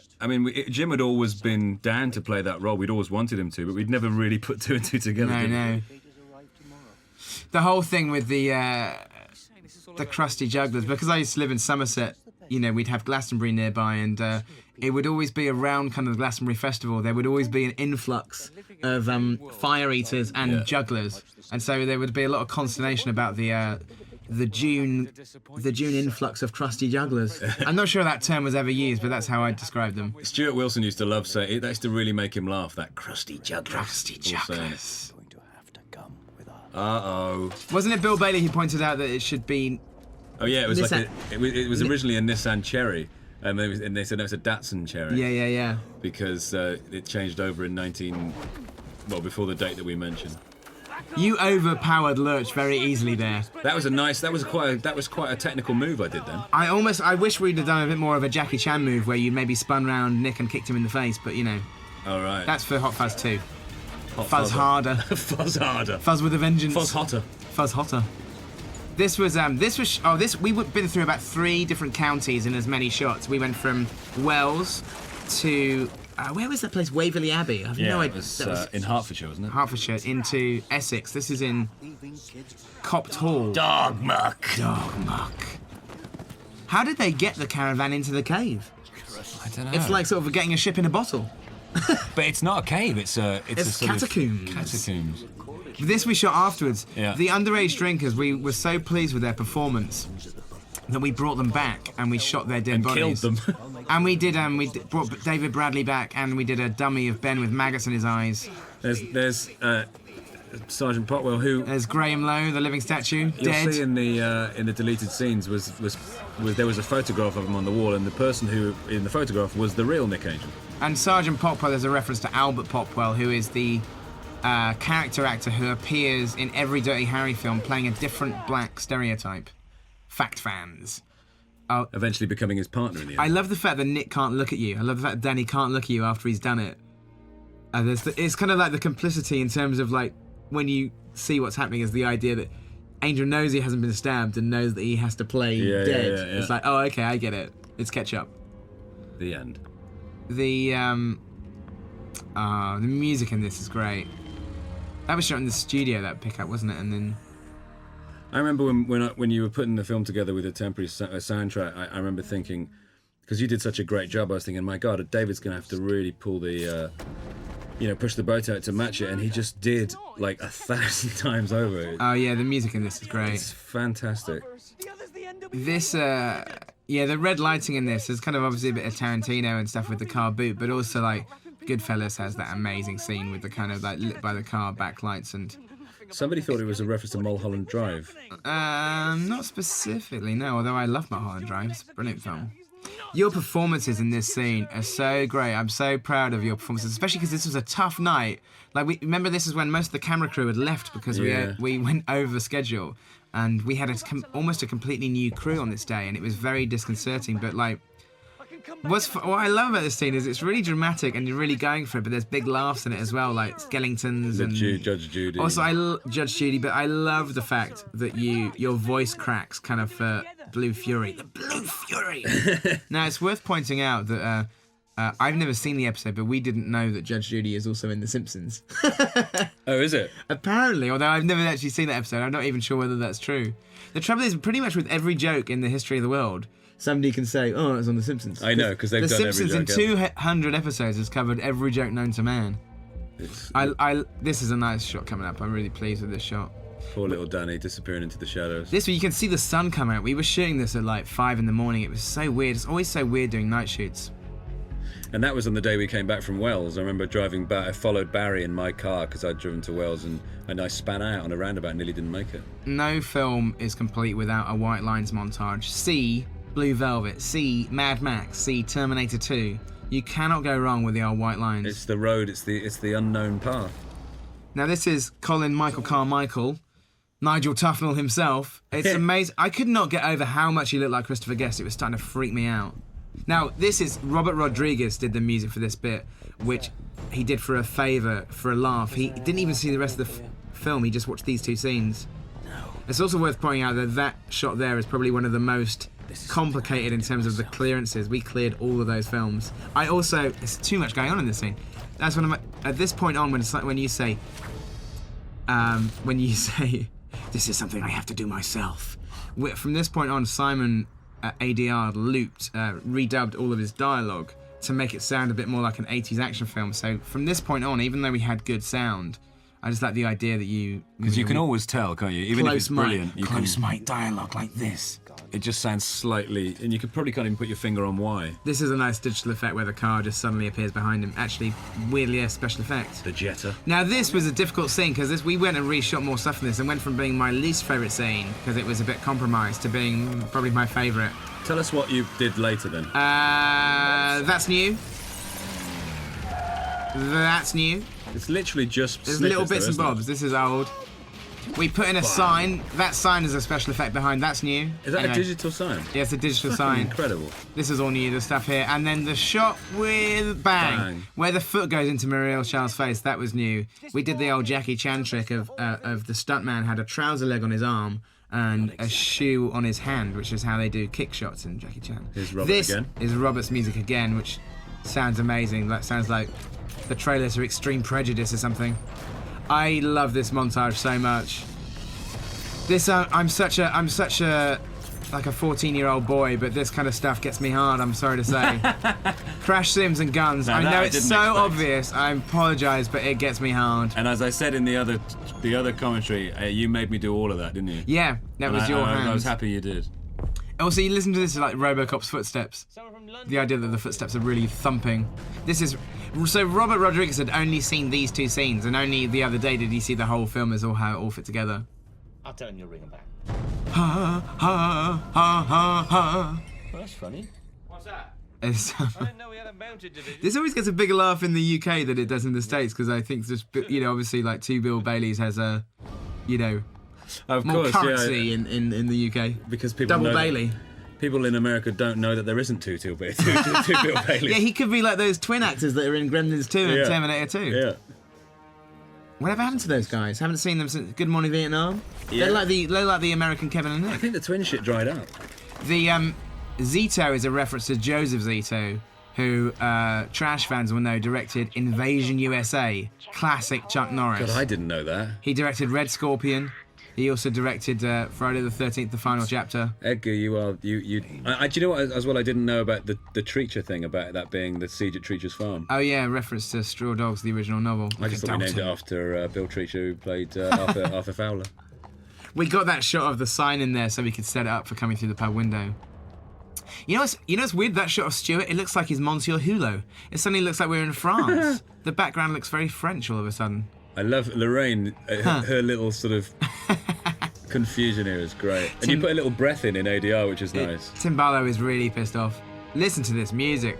I remember when we were when we heard this being, the orchestra performing this, and it was such a rush. I was so jealous because I was filming and I couldn't come and. Oh, it was amazing. This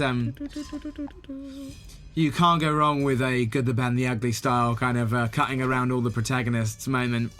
I love the idea there's too many protagonists. It goes on slightly too long. I love the way they break Paul and Trevor and Elizabeth. The way they all run off in different directions. Yeah. It's so kind of cartoony. Here's a bit of you redubbing yourself. Morning. And the first one to break. That's what that line earlier on about guilty people make the first move. Is that Treacher gets his gun out before they could have just stood there, but Treacher actually breaks. Guilty people make the first move. The thermos in the thermos and the guns in their basket was a little nod to Robert Rodriguez, that Desperado style. I like to think that Amanda Paver's thermos is also a bomb. This was shot in Wells Marketplace. We didn't really have this place locked off, so any of these shots, around the other side of the camera is lots of school kids and old ladies watching, which was quite surreal. Now, one of my regrets is that we didn't have a shot of the hoodies grabbing her and pulling her down, because that's what's supposed to happen, is that the idea she gets yanked back, and I think could have had a little hoodie stuntman grabbing her. Bam! So this is it almost becomes a little bit Children's Film Foundation, this, because you're not killing anybody. It's like you're orchestrating a bunch of slip-ups, aren't you? But our idea was that he's not a killer. That Angel maintains moral superiority at all times. He's like Batman. He never takes a human life. Yeah. It was the idea, doing I suppose similar to Uma Thurman in Kill Bill, where she doesn't really kill anybody in the House of Blue Leaves. She kind of takes off their limbs. Apart from the guy whose head she cuts in half. Yeah, he's dead. He's definitely dead. Greg and Sherry here, blasting back. I love that shot when the glass falls down. This was fun to do. This was so much fun to do. Is there anything you've done with the kind of frame speed in this? Because there's the quality to it that looks... It's like a hand crank camera. Tony Scott uses it a lot in Man on Fire and Domino. It's you basically control the speed of the camera yourself, so you get these really irregular patterns. So I really like it. There's a shot here in a second. Yeah, you saw it there where Trevor just disappears. Bingo. Shooting out the brachial nerve, taking out the shoulder, disarming them. Nice, which is hard to do with a shotgun, which is basically a spread weapon. There she comes. Oh, I love this bit. This is one of my favourite bits to shoot. Billy looks so at home with this machine gun. She's such a versatile actress. She's amazing. 72 years old, and yet somehow looked like she was born to fire a gun like that. Billy Whitelow's amazing. Eric as well. Look at this. Eric. Now, it's crazy. You've only seen Eric awake, I think, once in the film already, and he's when you finally see him in action, he's a master swordsman. He's like the Major from 40 Towers has come back with a vengeance. Ow, my bloody hip! Stop this, please. There's Paul. Paul Freeman. Stop this. It's not often you get to see a kick-ass action scene in front of a National Trust shop, is it? Absolutely. I think it could be a first. I think Paul looks good in a cassock. He looks great. Be a man of God, Reverend. But I know This is all ADR. Yeah. Fuck off, grasshopper. You know what I think? In retrospect, he probably should have said, "Oh, fuck the police," and done a real NWA reference. Although, unfortunately, the film Talk with Ice Cube had already beaten us to that reference. So I like "fuck off, grasshopper," but that was a very early line that we came up with. I know it was, but it was when he was a Buddhist. I think we sort of kept it because we liked it being somebody who's virtuous and droning on. Oh, fuck off, grasshopper. With his spiritual theory. I like the endless procession of hostage situations. It's like one of these action films would kind of have maybe 2 of these in a row, but I like the idea that you have kind of 3 or 4. Every kind of baddie gets their kind of hostage face-off. Well, that's the thing is when I love that. It's great. Another great bit from Stuart. The bit with when Frank takes Danny hostage. That pack it in. It's enough is enough. For fuck's sake, Pack it in, Frank, you silly bastard. If you see, he blows his own toe off and then he treads on his toe with his other foot, which is particularly nasty. Ow! You're a doctor. Deal with it. Yeah, motherfucker. If you go actually with Stuart falling over, I really wanted to do that Inspector Clouseau, like Return of the Pink Panther style. What, get him to do it himself? I did. I got Stuart to do it himself. He did his own slow motion sound. Here we now, go. if you look there's a sign that says 2 shooters for the price of 1.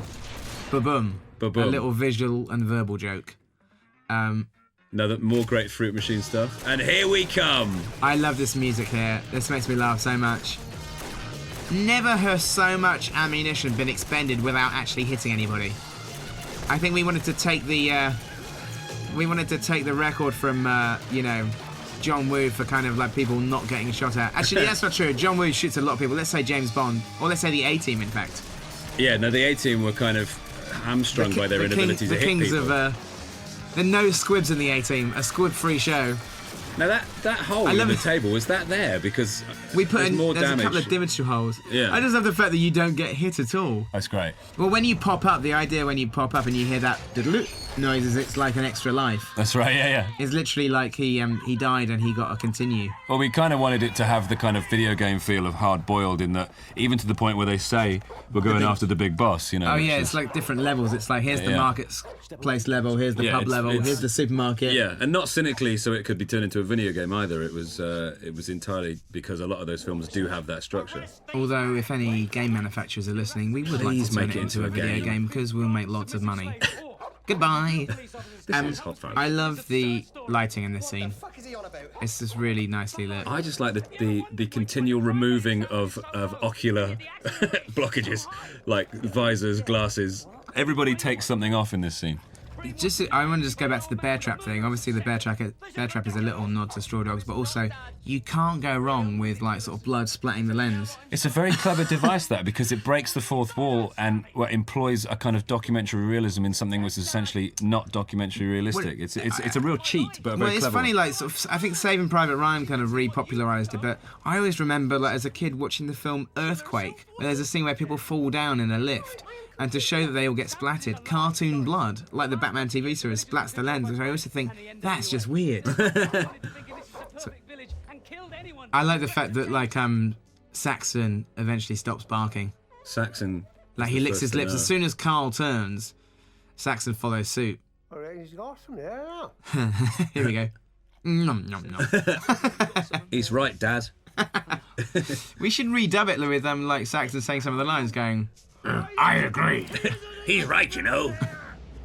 Like Meathead. Like Meathead from Sudden Impact. He's our favourite police dog, other than Samson Saxon. Paddy De Niro it up to the hilt there. Now watch out for this amazing pantomime roar by Jim Broadbent. Look at this. Roar! We put on like a lion roar on that shot. It makes me laugh. Why don't they run after him? Enum. Because it's time to go to the supermarket level. Yeah. I love that the empty shot with the smoke, the dry ice. And also that was a callback to They'll Come Round Again, was a callback to what Jim says about the hoodies in the first scene with Weaver. Summerfield, God bless Summerfield. I know, that makes me laugh. It goes all that amped up John Spencer, Tony Scott nonsense, and you've got customer parking only. I was, you know, we've come across clearance issues before and come to blows with people, but, you know, a maximum respect to Summerfield for allowing us to portray, you know, have their story in the film with a murderous psychopath as a manager. I used to work at Summerfield's, and for 5 years, it was my Saturday job. I have worked in this, this is the one. I have cleaned that car park in my time. I have picked up nappies, and I have collected all the trolleys from that car park. So I know every square inch of that car park. What an amazing coming home for you to do this film here. I mean, honestly, to be making a multi-billion-dollar movie in a car park that you once cleaned, I mean, that is poetic. This, we're back in Hounslow now, back in the interior. Paul Herbert, our stunt coordinator, did a great job doing these sequences because he basically tried to do as much of it with you and Rory as possible so it looked more realistic. There's obviously a lot of stunt doubling in there in places. We were left with no choice on this day because Rowley, my stunt double, broke his collarbone. That's right. In the morning. On the rehearsal, that's on right. On the rehearsal for the fight. Then I had to do it all by myself. But obviously with Paul looking after me and Nick was your stunt double, wasn't he? In a lot of bits. And Nick then took over. I have to say as well, with the action in this film, we did as much as we possibly could for the budget, and it's worth pointing out that for one Miami Vice or Bad Boys 2, you could get about 9 hot fuzzies. Yeah.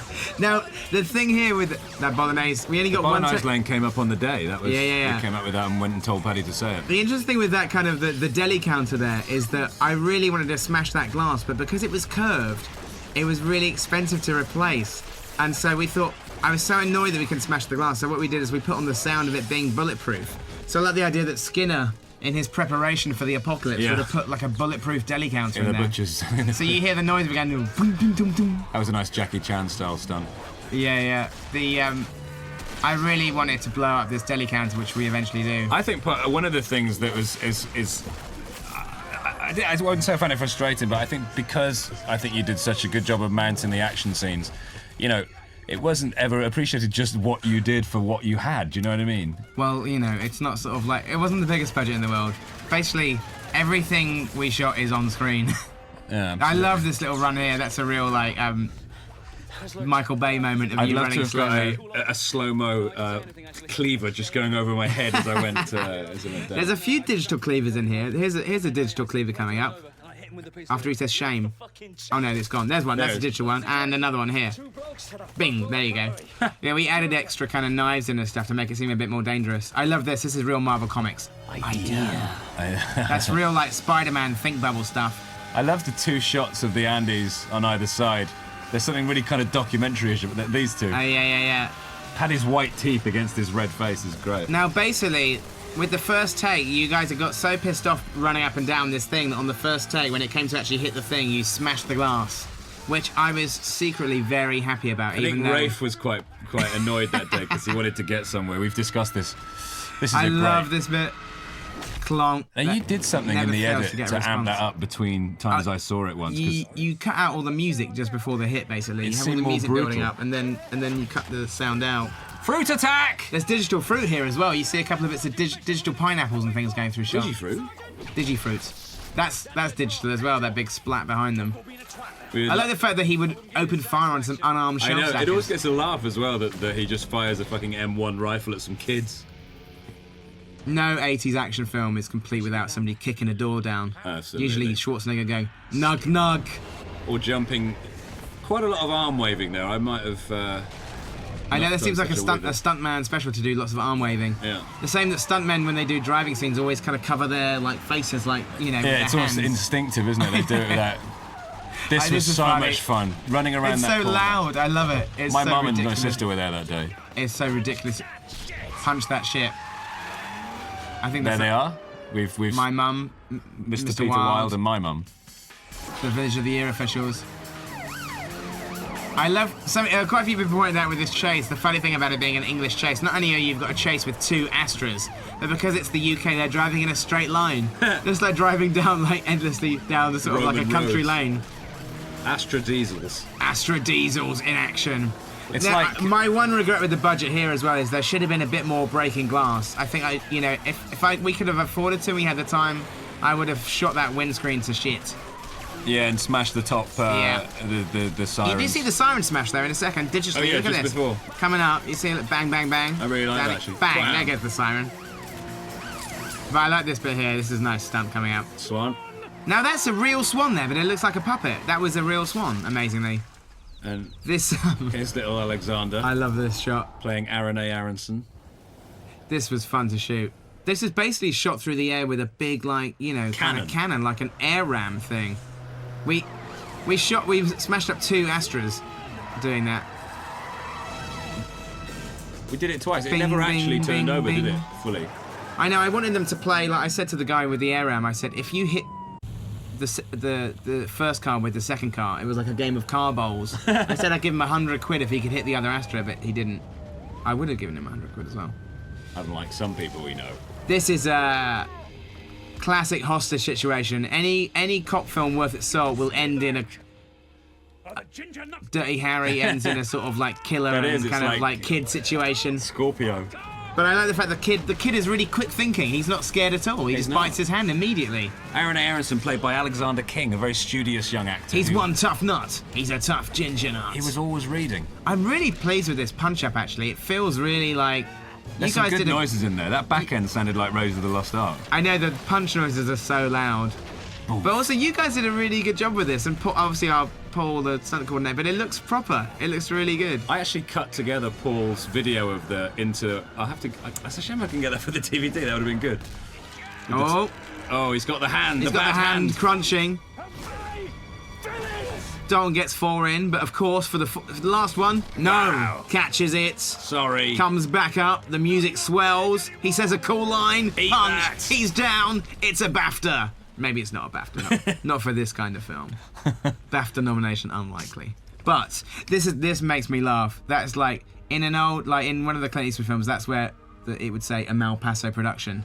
You've got the crane shot. It's like the film is over. That's the end. Yeah. It would be the end, but of course we still have 16 endings to go. Here he comes, and here's one of them. I love the way he's got a box cutter knife. He's got like draws out that angel so well. But also the fact that he kind of like the box cutter knife. He kind of flicks it out really slowly. I love this bit. Holy shit! Crunch.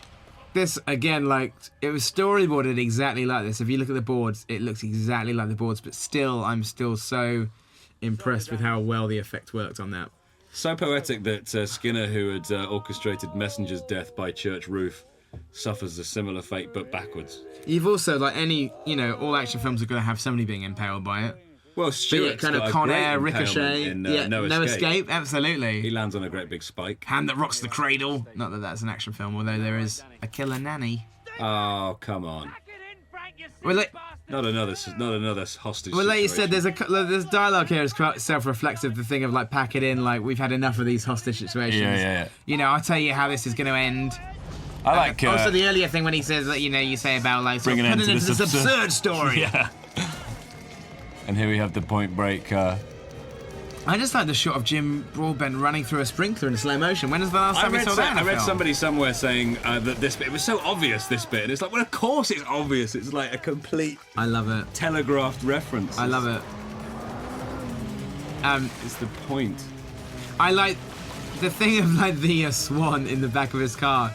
There's so many films, like I think some people assume it's a Aliens or Jurassic Park reference, but the fact is that every films with animals like Kingdom of the Spiders, Woody Strode is driving away from town. Who's in the back seat? Only a fucking tarantula. No, the tarantula. I love the fact that stunt is in a wide shot. There's something extremely pathetic about seeing an Astra crash into the only tree that's in the field with a great crunch. I love the fact that Doris. There's a lovely little thing going on there between Jim and Olivia. I hope people catch the Perfect Sunday thing. It just as it goes out of shot. Is Ian Holm there playing one of the ambulance men? All the hoodies capturing it on their phones. Now he said in the other commentary they've probably put that on their files next to some happy slapping. We actually tried doing this, didn't we, with the helicopter running on when we did their reverse, and it was kind of impossible. Well, that shot of the helicopter when it goes over you is actually a digital shot. Ironically, we did actually shoot it with a real helicopter. You see it on the making of stuff, but it was a cloudy day when we did it, and then when we did the rest of the scene, it was sunny, so we had to stitch it together. John Spencer's track here. When we got this track in, John Spencer from the Blues Explosion, my favourite band, did this track, and I was so pleased when I heard it. It was amazing, especially because he did lyrics to go with the scenes, like, that's right, everybody's going to jail. Now, the idea of going completely over the top with the Tony Scott-isms at the end of It's Deals. worth pointing out as well that when we were little 20-somethings, years and years ago, Edgar would produce John Spencer albums round at his house and say, listen to this, and then here he is having a personally scored moment from his film by him, which is a nice little bit of circularity. Well, as bonus endings go and the idea of multiple endings, this is kind of what I call the sitcom like break bumper thing. Like kind of where it comes back from the end of a sitcom and there's like another scene. Yeah. It all back at the office. Like the music when it comes back to the station always, I think, is a bit sitcom-y. Also, how the hell did they not manage to see that Edward was hiding in the fucking cupboard with the blunderbuss? And not did. He's like this. He's bonus baddie number 3. I think it's quite a cleverly. Well, it's like Die Hard was the first film to do that when. It's when what's his name? Alexander Godunov, the ballet dancer guy, comes back at the end. And it's like, oh, he's not dead. But also the thing of like, you kind of forget him because there's so many baddies. Oh God, no. You have to blow shit up. This worked. This miniature here, that's real. This is miniature, which is amazing. The model shot was amazing. Artem did a great job. Also, so, you know, like, how amazing to blow Edward Woodward up in such a spectacular fashion. Now, check out, there's the hedgehog. I remember There's the being in the hedgehog. dub when you put the squeak on that. Yeah, the hedgehog is the first survivor. I've got to say, Olivia Colman looks gorgeous, all grubbed up. You know who didn't have any grub on them? Saxon. Saxon strangely had no, like, soot on him whatsoever. The dog completely... He was fussy, though. He was fussy like that. He didn't like soot. He wasn't happy with being muddy. Mind you, nor was Paddy. No. Here's some nice wafting bits of paper just to really over-egg the pudding. Actually, the Andes, Rafe and Paddy were doing some funny stuff, crying on each other. Oh yeah, you can hear them in the background going, Andy! Sort of mimicking you.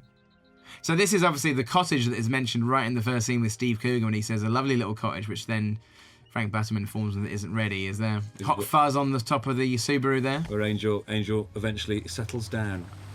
We now I love the fact you put your glasses on. Yeah. And you've got kind of like, it's like you've turned into fascist super cop here with your black gloves. Oh yeah, but that was always our kind of intention, that the resolution wasn't necessarily the kind of ideal one, in that, you know, now the town was being run by an overachieving fascist. Charles Bronson from Death Wish has come to town. Wouldn't it be great if in a sillier film, if it was more airplane-ish, you would have put like an audience going, no. Yeah. Well, the idea for this scene was like in the end of action films. It came quite late, didn't it? I mean, the idea, like, you know, in LA Confidential where Bud White turns up at the end and you think it's almost like it's been shown to a preview audience and they've said, we don't like the fact that Danny Butterman dies.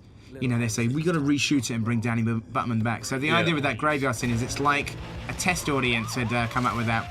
This is the most over-edited sequence of all time. Originally, I'd intended to do this with one shot. It didn't really work, so I thought I'd go completely the other way. Kabam! It's like the end of Back to the Future, that scene. The idea of having the title at the end, the title is not anywhere earlier on, is because the idea that the film hasn't really become Hot Fuzz until the end. Very smartly worked out. Yeah, that's true. These credits go past so fast, but you can't really go wrong with Supergrass, can you? Pegg, Frost, Simon Regg, Mick Ross, John Broadbean, and Paddy Constantine. Paddy Constantine. Timothy Datine. What a list. William Whitelaw. Willie Bitelaw. Ewa Woo-wah. Not too many there. What a cast, blimey. Amazing. We got spoiled there. We were spoiled for choice. An embarrassment of riches. And not a demon among them. Everybody was up for the crack and had a great time. Apart from the Swan, Elvis the Swan. Oh, Elvis was a wanker. He was such a diva. He was quackers. What did Nick say that he's waiting for his test results? Yeah, he was waiting for his HN51 result. He was very tense during the avian flu epidemic. There's the real Nick Angel. There he is. Who we borrowed his name. There you go. Here comes the Fratellis. We borrowed his name because we thought it was a wonderful sort of combination of good and evil in Old Nick, i.e. the devil, and Angel as in the angelic host. Also, you're nicked.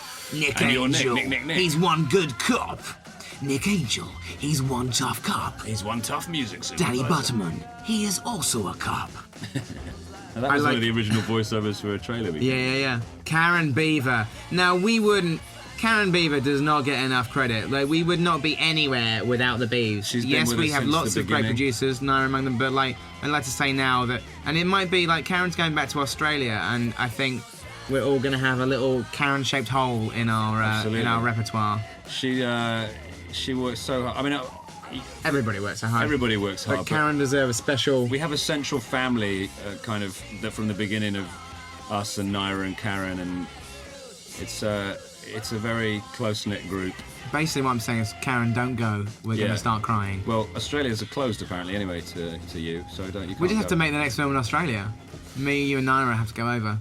And then we should mention Matt Natheim, who was our stills photographer, who's an Australian who was amazing photographer. The entire crew here is just amazing. So many people working on it. It's Jane crazy. Walker, our makeup artist, and Candice and Tony. Lordy, look at these names. Too many people. Katie Rudge. Looks after the extras. We had such a large camera crew as well. It's incredible. Like Peter Field, he was one of our B camera operators. He was great. It was amazing. Simon Baker, the star of Land of the Dead. There. Yeah, absolutely. And The Devil Wears Prada. Yeah. He has very strange eyebrows in The Devil Wears Prada. Has anybody noticed? Have you seen that? No, I haven't seen it yet. Look out for Simon Baker's eyebrows in The Devil Wears Prada. I don't know what happened, but I like it. Man. This is John Spencer's track. This is Here Come the Fuzz, which he did specially for the film, and like, it never fails to make me laugh when John Spencer sings "Straight out of Sandford." Oh, yeah. Nicholas Angel, cleaning up the streets. It's so when he's going, funny. Butterman. He also goes like, "That's how they do it down in the West Country." It's amazing. That man. John Spencer. I know I've never told you this, but I actually love you. I have a man crush on you. Very similar to my man crush on Clint Eastwood. That's a good company. Man crush. Mini bus drivers. I wonder what the hell that said then. Morag Webster. Now, we have to give huge props to Morag Webster, our unit nurse, There's a lot of who patched cuts up and so many cuts and scratches on this, and has been with us since Spaced. There's my brother there, Oscar Wright. Morag, we salute Second you. time on the credits. Oggy Wright, Oggy and Eggy, the eternal conundrum. Which one could win in a fight? We don't know. There's all David Arnold's amazing crew there. Look of at the all music. these. Look at these amazing songs as well. What an amazing Which soundtrack you to can get get on the together. soundtrack. XTC, Adamant, Tub Thumper, the no-hit wonder Tub Thumper. I have to say, you're a very adept music compiler, Edgar. You get some I love it. fantastic. I mean, you do it with the relish of John Cusack's character in High Fidelity. I am such a nerd. I love it. There it is, people. Solid Gold Easy Action is such an amazing song. How great to get it into a film twice. Look at all this. I love that One Tough Bastard is on there. Oh, like, yeah, you but see the it on screen Fratellis for all of like sort of 2 seconds.